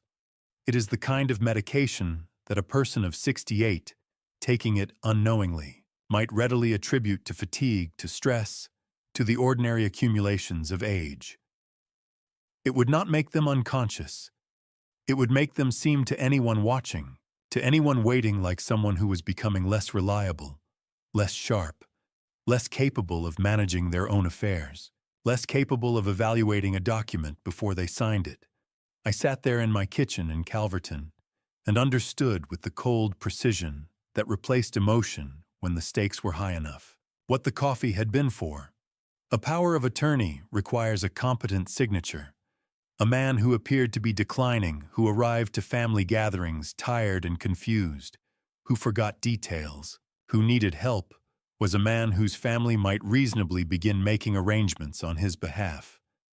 Arrangements that could include signing documents. It was not a complicated plan. It did not need to be. Simple plans executed consistently over enough time tend to work. I did not sleep that night. I sat at the table and read the specification sheets without retaining a word of them, and sometime around midnight, I made myself a cup of tea and thought about what I had to do next. The next morning, I drove to Harlow Beach earlier than usual. Brett was in the kitchen when I came through the door. Nora was getting Gracie ready for school upstairs. I could hear them moving around overhead, the particular rhythm of a school morning. Brett had coffee made. He poured a mug and set it on the counter in front of me in the same easy way he always did. And he said something about the weather turning cold. And I said yes, it had. I wrapped both hands around the mug. I let the warmth come through to my palms. Then I set it down. Doctor said I should cut back, I told him. Brett nodded. He did not press. He refilled his own cup and took it with him toward the living room, citing something on his phone, and was gone from the kitchen within 2 minutes. I waited until I heard the living room door pull mostly shut. Then I moved to the cabinet above the coffee maker, the one I had built into the design myself, positioned at Nora's eye level for ease, and I took out the canister Brett kept there. Dark roast, the same brand that had been in the house since September. I had already sent one sample to the lab. This was the second, a reserve dated and sealed kept in case the first was challenged or lost. I opened the Ziploc bag I had brought in my jacket pocket, transferred a portion of the grounds into it, sealed it, and wrote the date on the outside. I put the canister back exactly as I had found it. I had a sealed jar of coffee and a granddaughter who had told the truth, because she didn't know it was a truth worth telling. Now I needed someone I could trust. The following afternoon, I drove to Harlow Beach, not to Nora's house. I parked in front of Audrey's. I had passed her driveway dozens of times over the past 7 months, without giving it particular thought. A narrow gravel drive leading up to a white clapboard house. The same modest scale as the others on this stretch of road, with a covered porch facing the water and a small garden along the south wall that she tended herself, despite having mentioned once that her knees had not been the same since she turned 60. The lights were on in the front room. I sat in the truck for a moment, then got out. She answered the door before I knocked. She had seen me pull up. "Warren," she said. She stepped back from the doorway. "Come in." Audrey's front room was the room of a person who had spent a long professional life working with language and evidence. 2 walls were shelved floor-to-ceiling legal texts, annotated volumes, a row of case reporters in faded green cloth bindings that I suspected she had carried from her courthouse office when she retired. A reading chair angled toward the window, a side table with a legal pad and a mechanical pencil. The afternoon light came through the west-facing glass at a low angle and lay across the floorboards in long, flat strips. She gestured toward the chair across from hers and poured 2 cups of tea from the pot she apparently already had waiting, which told me she had been expecting something like this for longer than yesterday. I sat down. I put the Ziploc bag on the coffee table between us without explaining it yet. Then I told her everything. I had rehearsed none of it. That was intentional, I had found over the years, that rehearsed accounts of difficult things tended to smooth over the parts that needed to stay rough to make the shape of a thing cleaner than it actually was. I wanted her to hear it the way it was. I told her about the loan in 2019, the 5 years of silence that followed. I told her about the man with the clipboard in September and the plate number she had already given me, and what I had found when I ran it against Raymond Holt's broker record. I told her about Brett on the beach with his LLC proposal and his rehearsed figures and his voice that had been just slightly too fast. I told her about the laptop screen in the dark kitchen, the past due envelope in the coat pocket, the November 1st deadline, and then I told her about Gracie's phone call. When I finished, the room was quiet for a moment.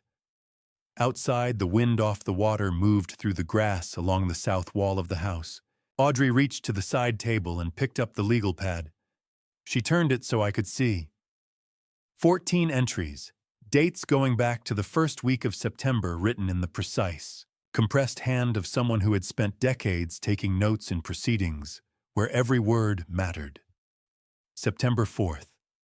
Gray sedan, unfamiliar, parked facing house, 7:40 a.m., departed 8:15. September 10th, B. On back porch phone call, approximately 40 minutes, voice audible from property line. September 17th, Virginia plate, and she had the same number I had. She had been watching longer than I had. She had simply been waiting until I came to her. "I spent 22 years on the circuit court," she said.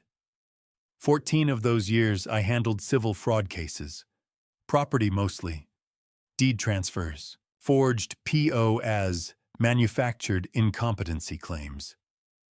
She set the legal pad down. "I know what the early stages look like." I asked her what she meant by manufactured incompetency.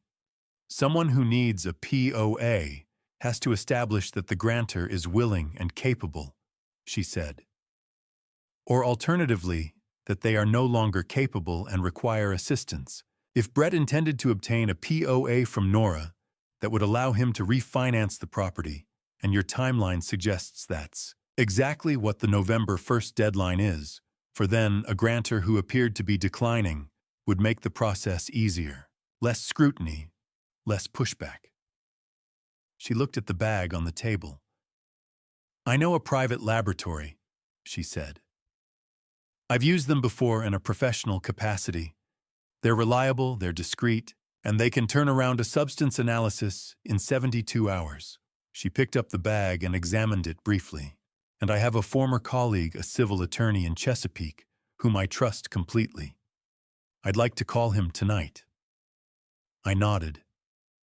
There was something I wanted to say, and was not sure how to say, which was not a feeling I was accustomed to. I had spent 40 years saying precisely what a situation required in the clearest possible terms. I said, "She doesn't know any of this." Nora. "I know," Audrey said.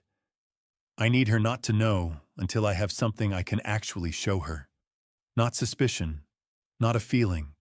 Something with a date on it and a signature at the bottom." Audrey was quiet for a moment. Then she said, "That's not why you came to me instead of her." It wasn't a question. I thought about it anyway. "No," I said. "It isn't." She did not ask me to explain further. One of the things I had come to appreciate about Audrey was that she understood the difference between a thing that needed explaining and a thing that simply needed to be acknowledged. Before I stood to leave, she said, "Warren, you didn't come to me because you were afraid. You came because you were ready." I put my jacket on. I thanked her for the tea, which I had not touched. She walked me to the door, and we stood for a moment on her porch, looking out at the water, the same water visible from Nora's house 3 houses down, where the lights were on in the kitchen, and a man I had known for 12 years was making plans I was no longer going to pretend I did not see. I drove home without stopping at Nora's. We sent the coffee to the lab on Tuesday. The results came back on Friday. Audrey called me at 7 in the morning at my house. I was in my kitchen making breakfast when Audrey called. Not the elaborate kind of breakfast, 2 eggs toast. The same coffee I had been making myself at home since September, with particular attention to the fact that I had made it myself. Outside, the light was the thin gray of early November, the kind that arrives without warmth and stays that way until noon. I had been awake since 5:30, which had become something of a habit in the past 2 weeks.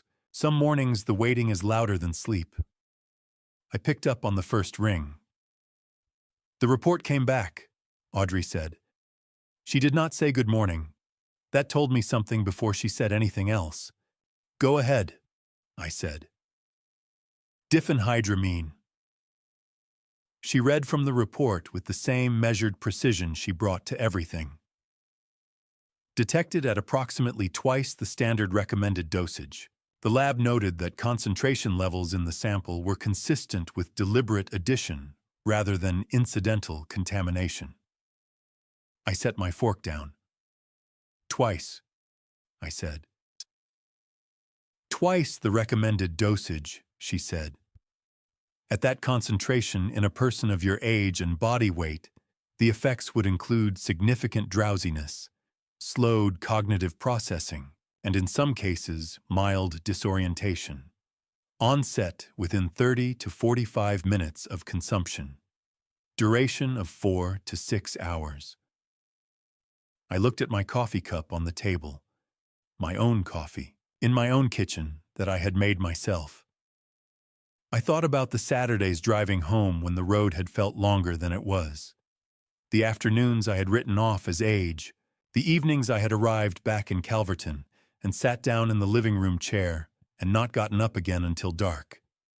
He had been doing it for at least 2 weeks, possibly longer. A 68-year-old man living alone, falling asleep at odd hours. It would look like the ordinary arithmetic of getting older. To a doctor who did not know to ask, it would look like fatigue.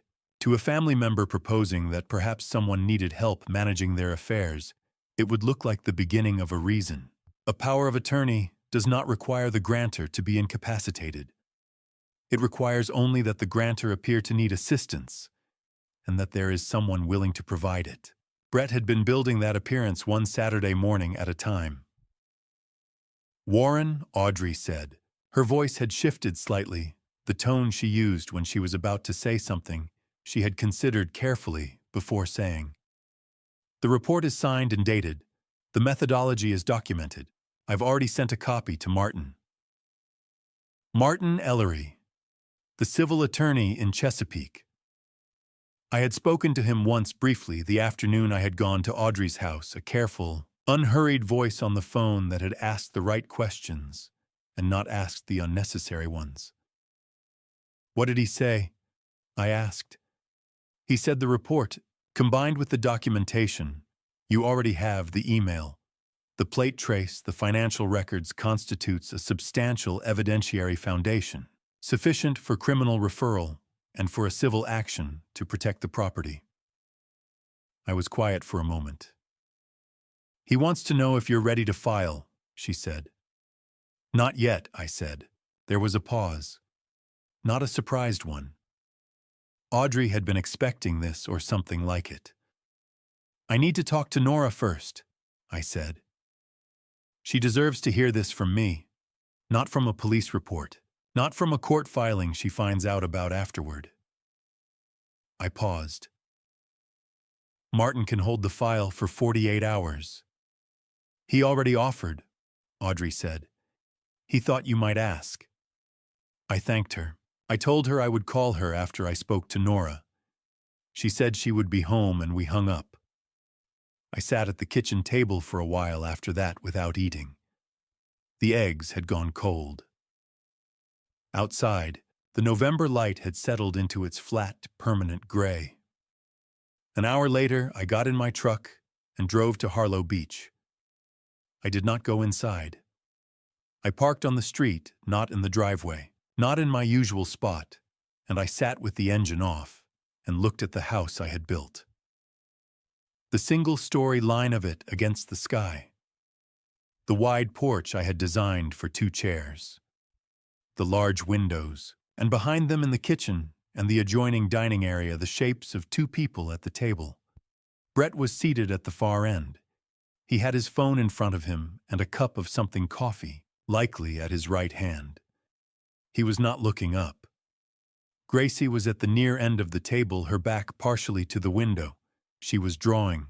I could see the particular way she hunched over a piece of paper when she was concentrating, shoulders slightly forward, one foot hooked around the chair leg. She had been drawing that way since she was 5 years old and had claimed the corner of my drafting table in Calverton as her personal workspace whenever I watched her for the afternoon.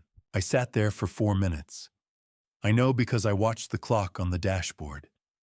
Then I started the truck and pulled away from the curb.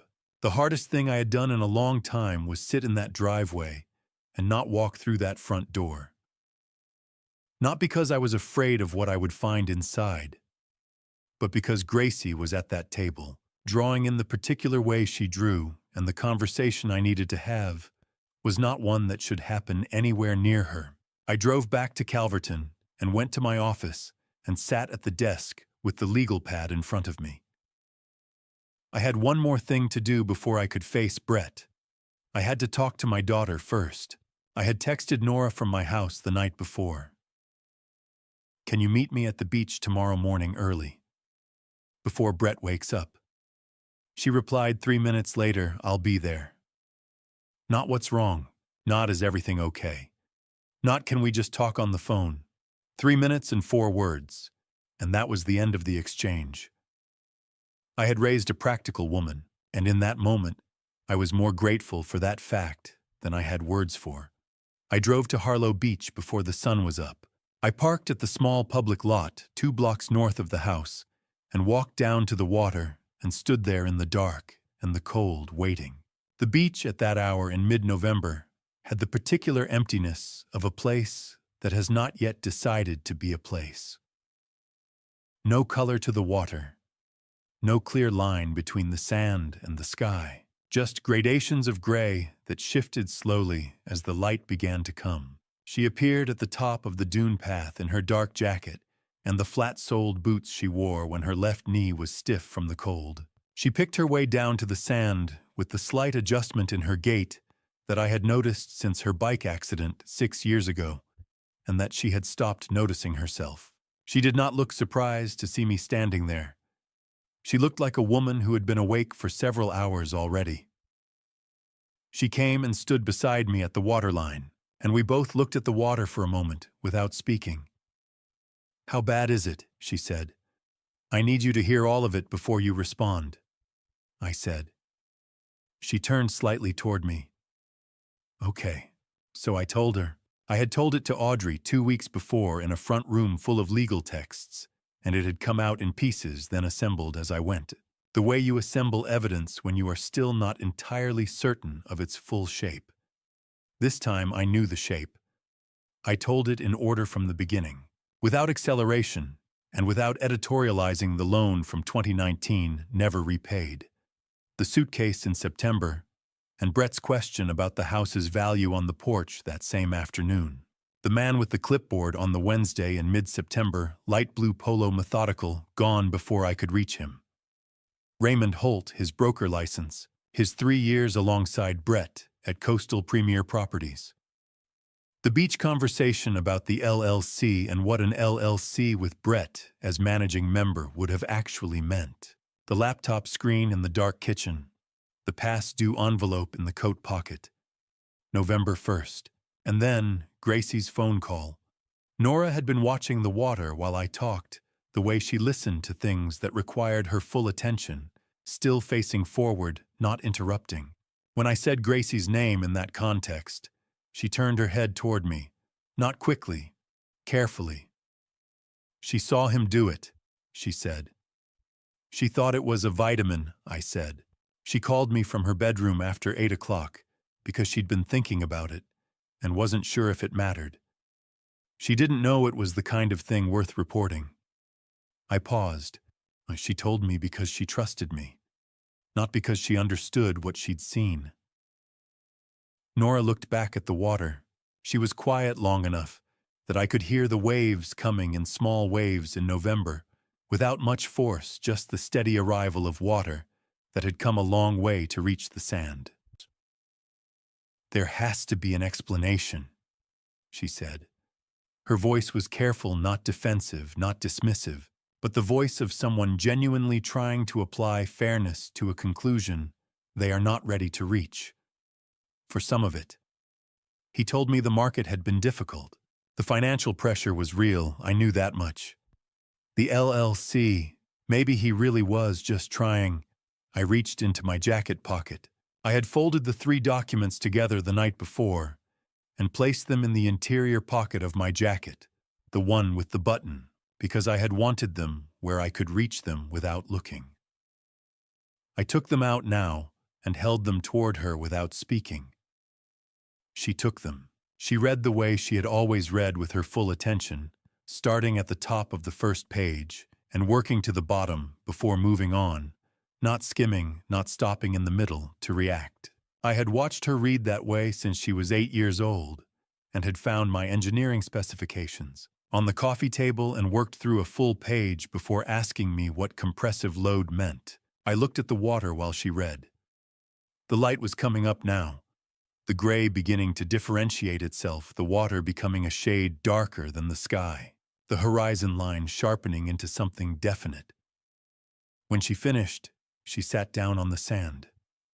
Not a collapse, not a dramatic descent.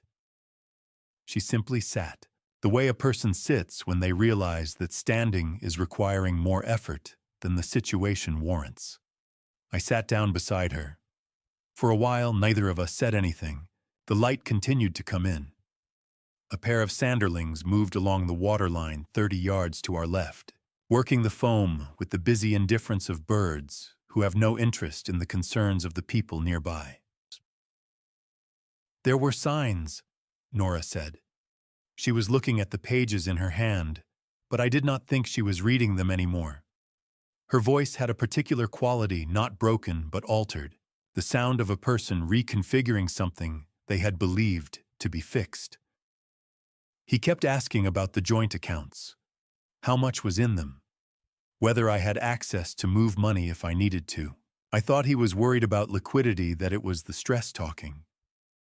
She stopped. "He came home late twice last week, and both times he said it was a client meeting, and I didn't ask which client, because I didn't want to seem like I was checking up on him. She set the pages down on her knee. I didn't question it, she said, because I didn't have a reason to question it. And I didn't look for a reason because I didn't want to find one. That's not a character failing, I said. That's what happens when the evidence runs against what you want to be true. The mind finds the most livable explanation and stops there. She was quiet for a moment. Then, in a voice that was quieter than the one she had been using, not a whisper, but something with less weight behind it, like a sentence said to herself as much as to me. Mom would have known. I looked at her. She always saw through people, Nora said. Not with suspicion, she wasn't suspicious by nature, but she paid attention to the things other people let pass. The small inconsistencies. The way a person's behavior didn't quite line up with what they were saying. She paused. She would have seen something in him a long time ago, and she wouldn't have let it go quiet. I thought about June. Not with the full weight that her name usually carried, but with the brief, clean clarity that sometimes came instead. A window opened a moment of air and then closed again. I saw things too, I said. I just didn't want to call them by their right name. She looked at me. How long? Suspicion, not certainty, since September, I said. When he asked about the house price. When Audrey asked me how well I knew him, and I said enough, and afterward I sat in my truck and wasn't sure I'd been telling the truth. She nodded slowly. Then she looked at the pages again. I want to keep these, she said. They're yours, I said. She folded them and put them in her jacket pocket. Then she looked out at the water one more time, the way you look at something when you are about to leave it, taking a last accounting. We got up from the sand together and walked back to the house along the waterline, close enough that our footsteps came out side by side in the wet sand behind us. She didn't say much, and neither did I. At the base of the dune stairs, she stopped for a moment, looking north along the beach at nothing in particular. I waited. Then she went up. Brett was in the kitchen when we came through the door, standing at the counter with a fresh cup of coffee in the shirt he wore when he was working from home. He looked up when he heard us come in and smiled the same easy, unhurried smile that I had known for 12 years, the one that arrived quickly and settled into place as if it had always been there. Morning, he said. You're both up early. He poured 2 cups and set them on the counter without being asked, the way he had been doing since September. That was the last morning he smiled in this house. Before I tell you what happened next morning, comment door below. Because a door is about to close in this story, and nothing goes back after that. Note: what follows includes some reconstructed detail. The weight of it, though, is not fiction. We had arranged it the night before, Nora and I, over text, she inside the house, and I sitting in my truck at the far end of Harlow Road, that we would do this together in the morning. When Gracie was at Audrey's, I had parked down the street because I did not want Brett to see my truck in the driveway and adjust whatever he was doing before I came through the door. It was the kind of calculation I had not had to make in my life before the past 2 months. And I was aware of that, of how differently I was thinking now compared to 8 months ago, when I had pulled into this same driveway on a warm April Saturday and watched a small girl run toward me across the grass. That man had not known what kind of thinking would eventually be required of him. Audrey had taken Gracie by 7:30 without a word of explanation asked or given. I had called her the previous evening and said only that we would need Gracie out of the house for the morning. She had said, I'll pick her up at 7:15. She can help me with the garden. We had not discussed it further. I came through the front door at 8 o'clock. Nora was in the kitchen, standing at the counter with a cup of coffee she was not drinking. She had dressed carefully, not for any formal reason, but in the way a person dresses when they want to feel like themselves, like someone who has made a decision and is standing inside it.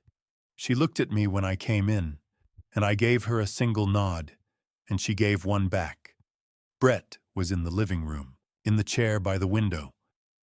He had his phone face down on the arm of the chair, and a cup of coffee on the side table, and the particular posture of a man who is pretending to be relaxed.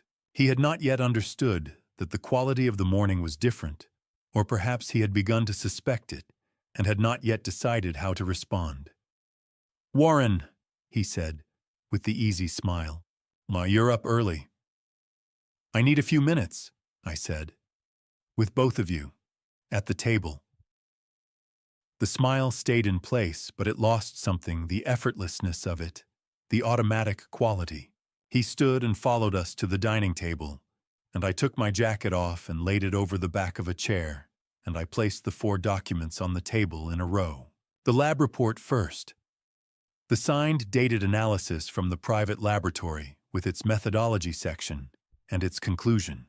Diphenhydramine detected at approximately twice the standard recommended dosage concentration, consistent with deliberate addition. Next to it, the printed email, refinance application.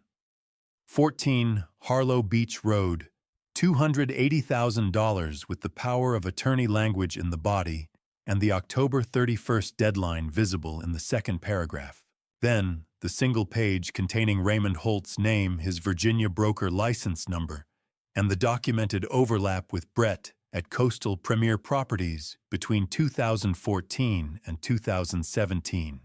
Last, the LLC authorization document, the one Brett had handed me 3 weeks earlier with a pen already uncapped, returned now unsigned, placed at the far end of the row. I set them down the way I had always set out drawings before a project review in sequence, with space between them, so that everything could be seen at once, and nothing could be missed. Brett looked at each one. I watched his face move through the stages of that. The first quick scan of recognition, the second slower read of assessment, the internal calculation running behind the eyes. The smile had not gone entirely. It had become something else, the expression of a man deciding in real time how much he could still recover. "Warren," he said.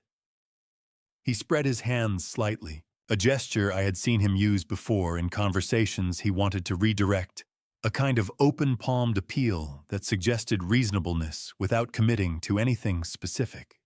"I think you're misreading what you're looking at." I said nothing. I had found in 40 years of working through problems that silence was frequently more useful than a response. "The refinance inquiry was research," he said.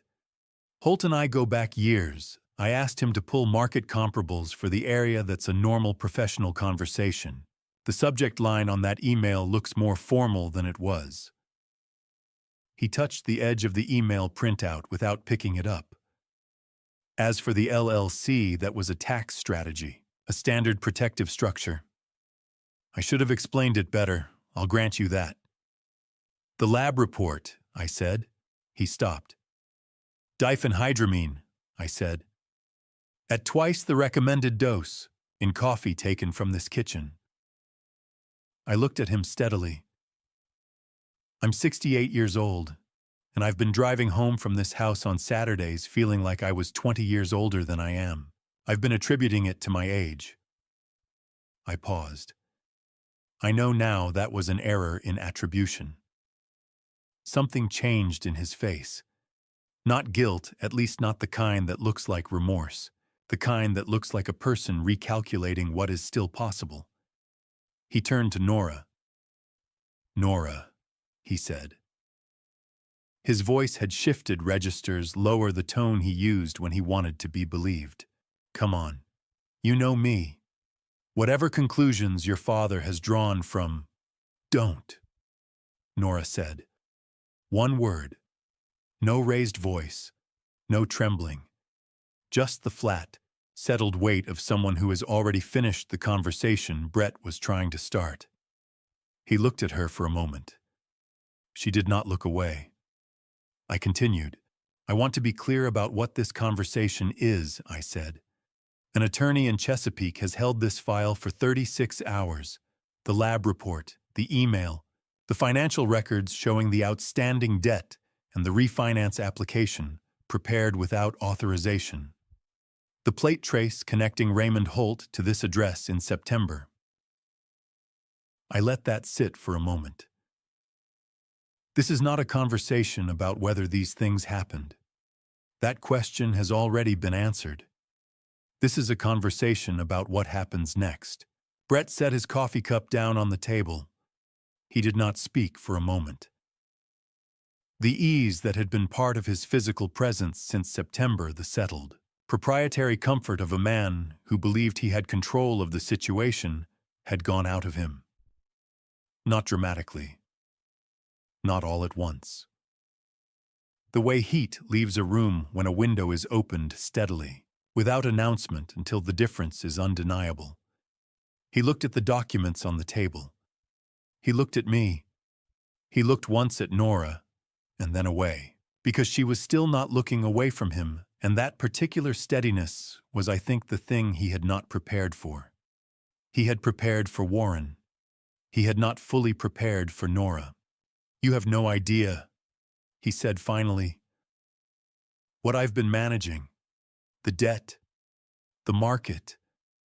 The position I was in." His voice had changed again, not the calculating register now, not the reasonable appeal. Something more unguarded. "I wasn't trying to hurt anyone. I was trying to solve a problem." "With my daughter's house," I said. He had no answer to that. The sentence did not require one. He stood up from the table. He went to the entryway and put on his jacket.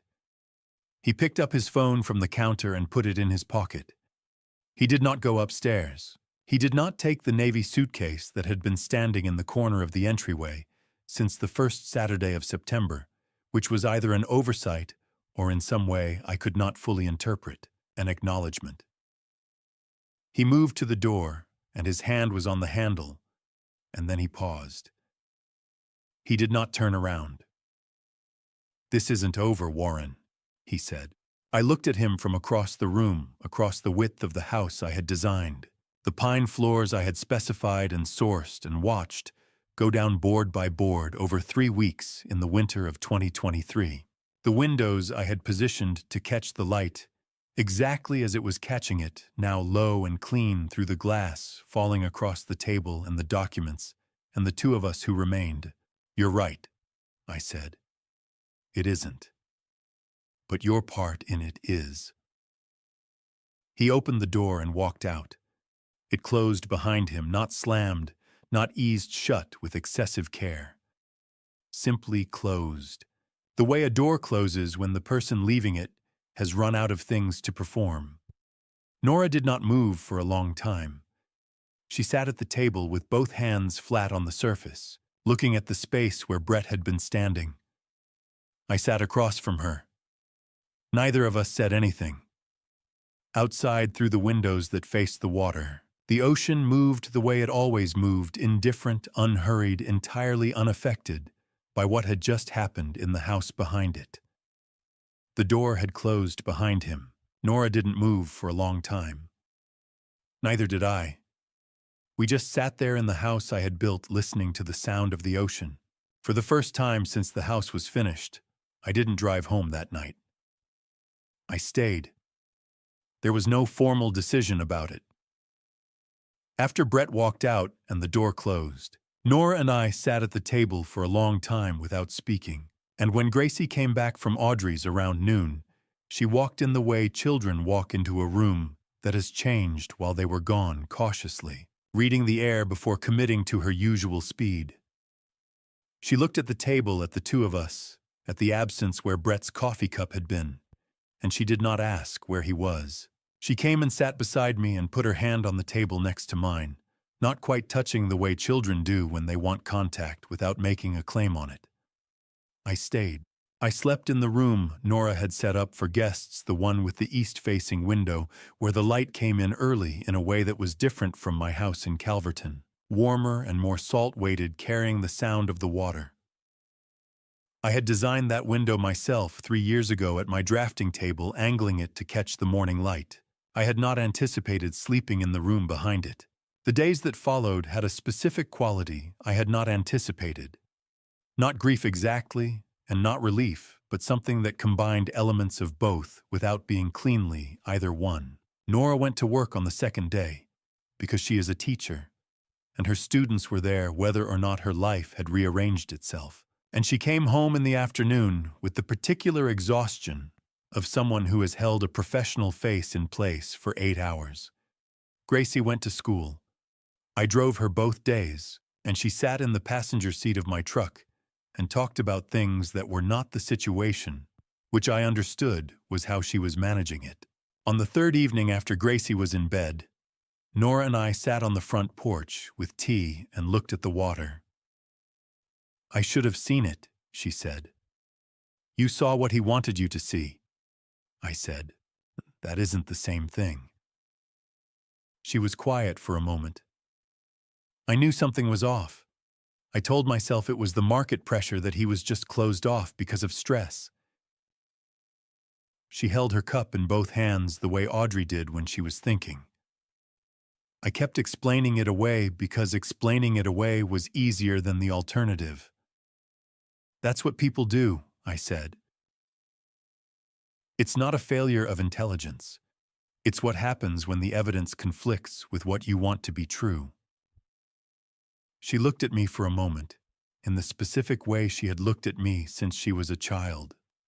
The look that meant she was accepting something, not just hearing it. Audrey came by on the fourth morning. She sat at the kitchen table with a cup of coffee, Nora's pot, the left one, and she told us what Martin Ellery had set in motion. The criminal referral had been filed with the Commonwealth's attorney for the county. The evidence package, lab report, email, documentation, plate, trace. Financial records had been formally submitted. Brett and Raymond Holt were now subjects of an active investigation. "What does that mean for him specifically?" Nora asked. "It means law enforcement is reviewing the evidence," Audrey said. "In Virginia, administering a controlled or potentially harmful substance to another person without their consent is a felony. The fraud-related charges, the refinance application prepared without authorization, the power of attorney solicited under false pretenses carry their own weight. Martin expects formal charges within a few weeks." "Travel restrictions?" I asked. "Not yet," she said. "That comes with arraignment if the court imposes them. Until formal charges are filed, he can move freely. But Martin has notified his counsel." She looked at me over the rim of her cup. "Brett retained an attorney yesterday afternoon," she said, "which is what a person does when they know what's coming." I nodded. Audrey left after an hour, and Nora went to make lunch, and I sat for a moment at the kitchen table alone in the house I had built. I looked at the pine floors I had specified, the wide doorways I had designed for Nora's knee, the windows facing the water. The brass hook by the door where I had hung my jacket every Saturday morning for 8 months. I thought about June. Not with the weight I usually carried it, but lightly, a hand on the shoulder for a moment, and then gone. On the 5th day I drove home. Not because there was a reason to leave and not because the situation had resolved itself, but because Nora had a life to rebuild, that she needed to begin rebuilding on her own terms. And because Gracie needed to see that the ordinary shape of things could come back, her mother in the kitchen, her grandfather visiting on weekends, the sound of the water outside doing what it always did. I was not the variable that needed to be permanent. I was the one that needed to stay consistent. I pulled into my carport in Calverton just before noon and stood in the kitchen of my own house, the modest 2-bedroom with the yellow door that Gracie had never fully understood. It was quiet, in the way it had always been quiet. But it felt less like absence than it used to. I could not have said precisely why. On the kitchen counter where I had placed it months ago was the first drawing Gracie had given me, the 3 crayon figures at the water's edge with the word June in the upper corner. I had kept it there since September, slightly curled at one edge from the humidity. Beside it now, I set the new one, the one Audrey had handed me as I was leaving that morning, saying Gracie had asked her to pass it along. A house. Not my house in Calverton, but the beach house. The wide single-story line of it, the big windows, the porch. In front of it, the water. Above it, a sky with clouds that had faces drawn in them in the particular way Gracie drew faces, 2 dots and a line. No people on the beach, no figures missing. Just the house and the water and the sky, complete in itself. No Brett, no gap where he had been. Nothing absent. I stood there and looked at both drawings for a while. The legal part of this story didn't wait for the emotions to settle, and Audrey's attorney had already begun moving. December at Harlow Beach was cold and gray, and the law moved slowly even when everything else wanted to run. That month, I drove the 25 minutes between Calverton and the coast more times than I could count. The first meeting with Martin Ellery was on a Tuesday morning in early December in his office in Chesapeake, a 4th-floor suite in a building that smelled of carpet cleaner and old coffee, the particular combination of smells that serious work accumulates over time. He was a compact man in his late 50s with reading glasses he kept taking on and off, and he had the quality of a person who had spent decades in courtrooms learning that the most useful thing he could do was not fill silence unnecessarily. I liked him immediately. He walked us through what he had submitted and what he expected to follow.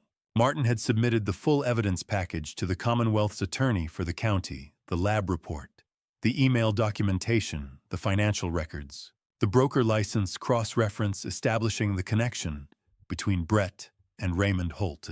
The Commonwealth's attorney had accepted the referral and was preparing formal charges on 2 primary counts. The first was administering a harmful substance without consent, a felony under Virginia law carrying a sentence of up to 5 years.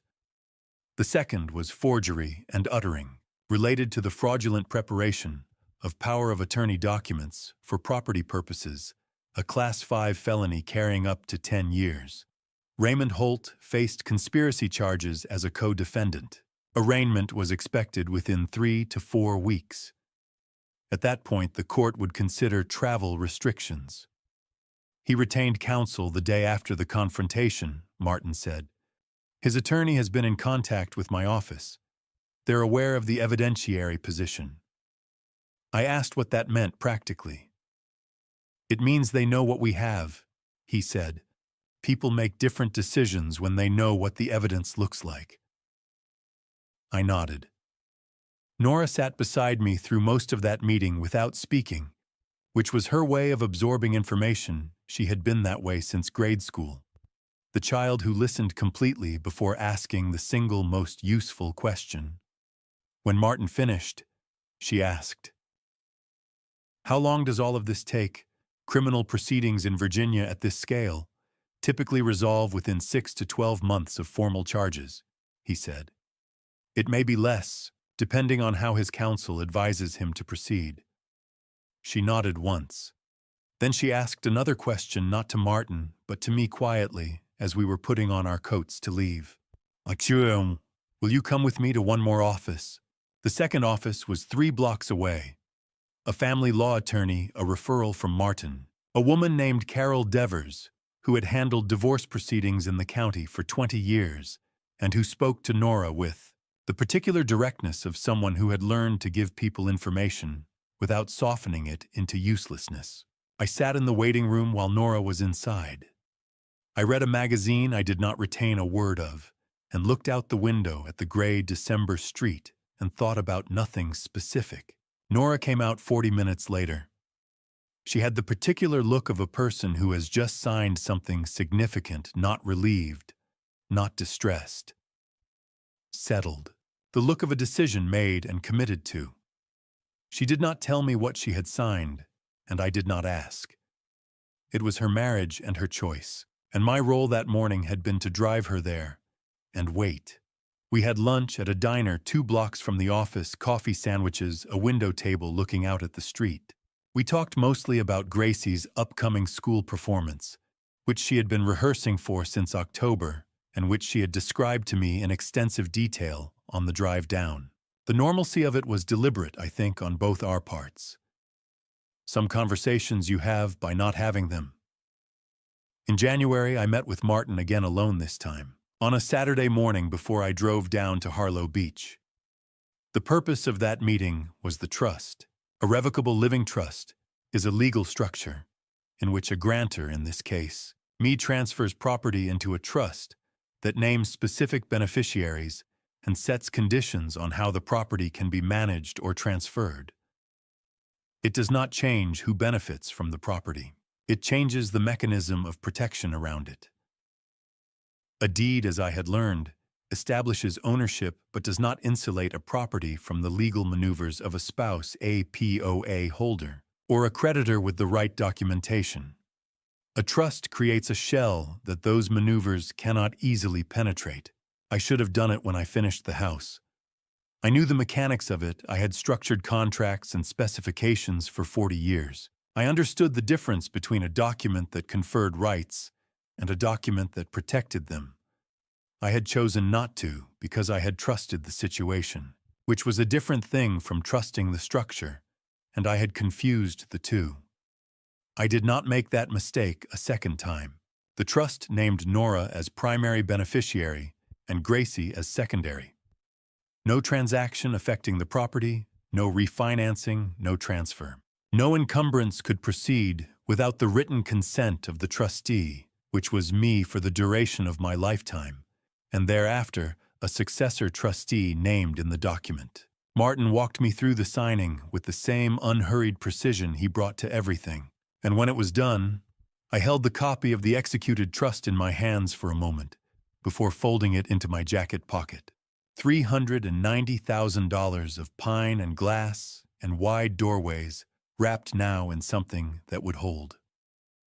That evening, I called Eugene and Miriam at the care facility in Roanoke. My father answered on the second ring. He was 91 years old, and his hearing had not been reliable for a decade, but his voice was the same voice. It had always been deliberate, unhurried. The voice of a man who had never found a reason to be louder than the situation required. I told him the summary. Not every detail, but the shape of it, what Brett had done, what I had done about it, where things stood now. He was quiet for a moment after I finished. Then he said, "You did the right thing, son."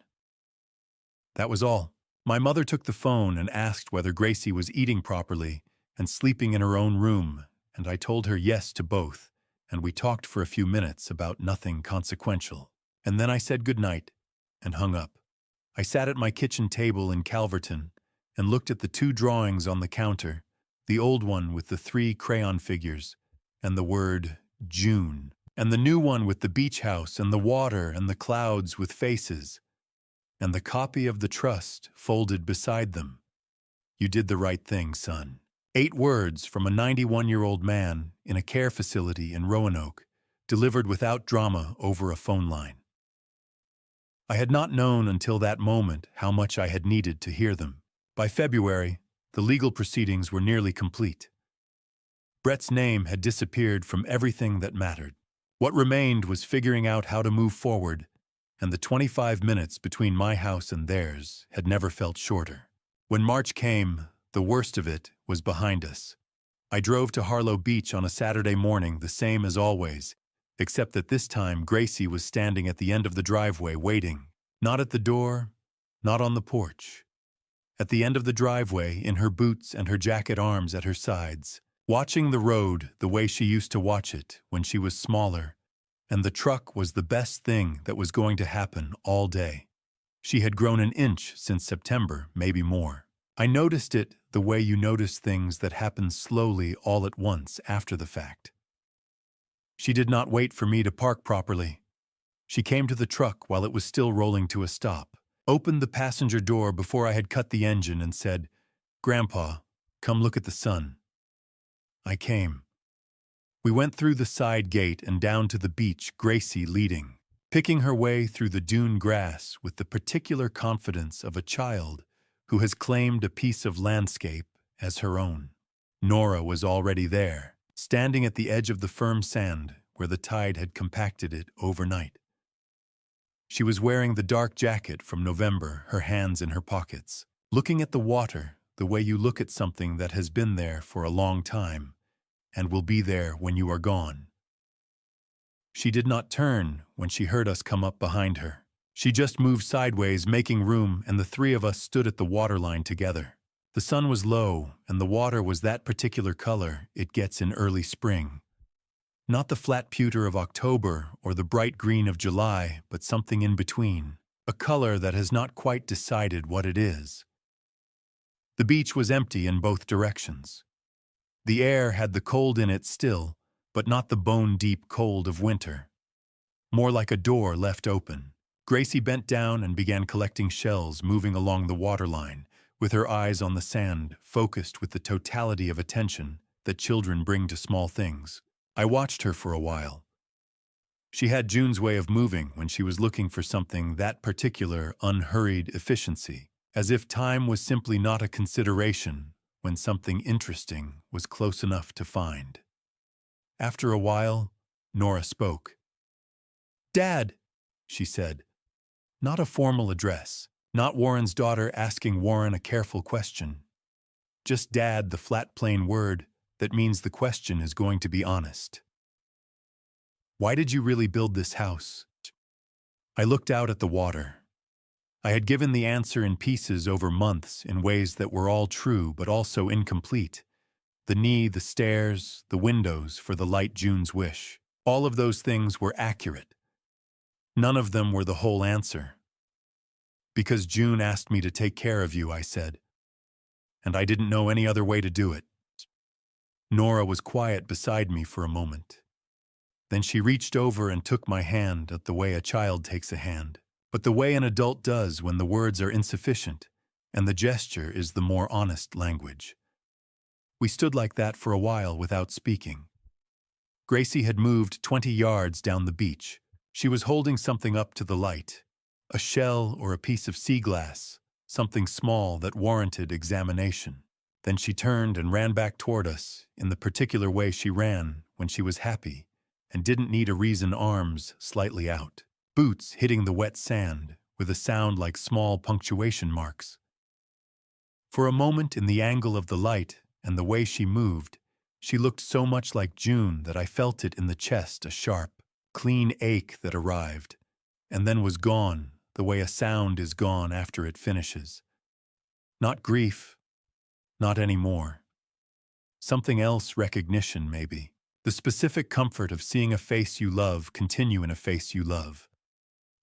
Then she reached us and threw herself against my side and said breathlessly that she had found a whelk shell with both ends still intact, which was apparently rare, and could she put it on the kitchen windowsill, and Nora said yes before I could respond.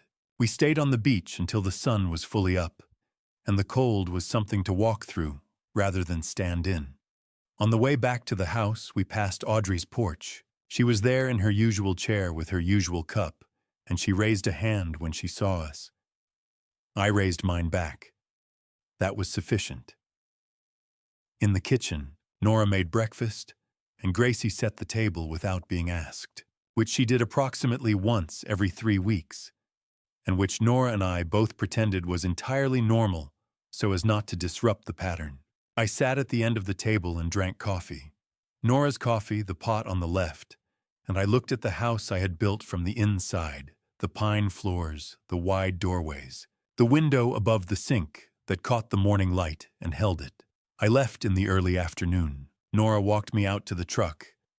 She said she was thinking of calling the school about a different committee, something that would take her out of the classroom one afternoon a week and into something new, and I said that sounded right. We talked for a minute about Gracie's whelk shell, which had already been placed on the kitchen windowsill in the position of maximum visibility. Then I got in the truck, and she went back inside, and I watched the door close in the rearview mirror as I pulled out of the driveway. The drive north on Route 17 took 25 minutes, the same as always. I had the window down slightly, and the air coming in still carried salt from the coast, thinner than at the beach. But there, a trace of it. I came home to the yellow door and the quiet kitchen and the two drawings on the counter. I put the kettle on and then didn't make tea. Just stood there looking at the drawings while the kettle came to temperature. The old one with the 3 crayon figures and the word June, and the newer one with the beach house and the faces in the clouds. I sat down at the table, and I understood, sitting there with the salt air still faint in the room, that this was the morning I had been thinking of when I started telling you this story. The porch at sunrise, the photograph of June on the side table, the house I had built for someone else. This is where the story ends, I had said then. But to understand why I'm sitting here this morning, you have to let me take you back to the beginning. Now you have been there.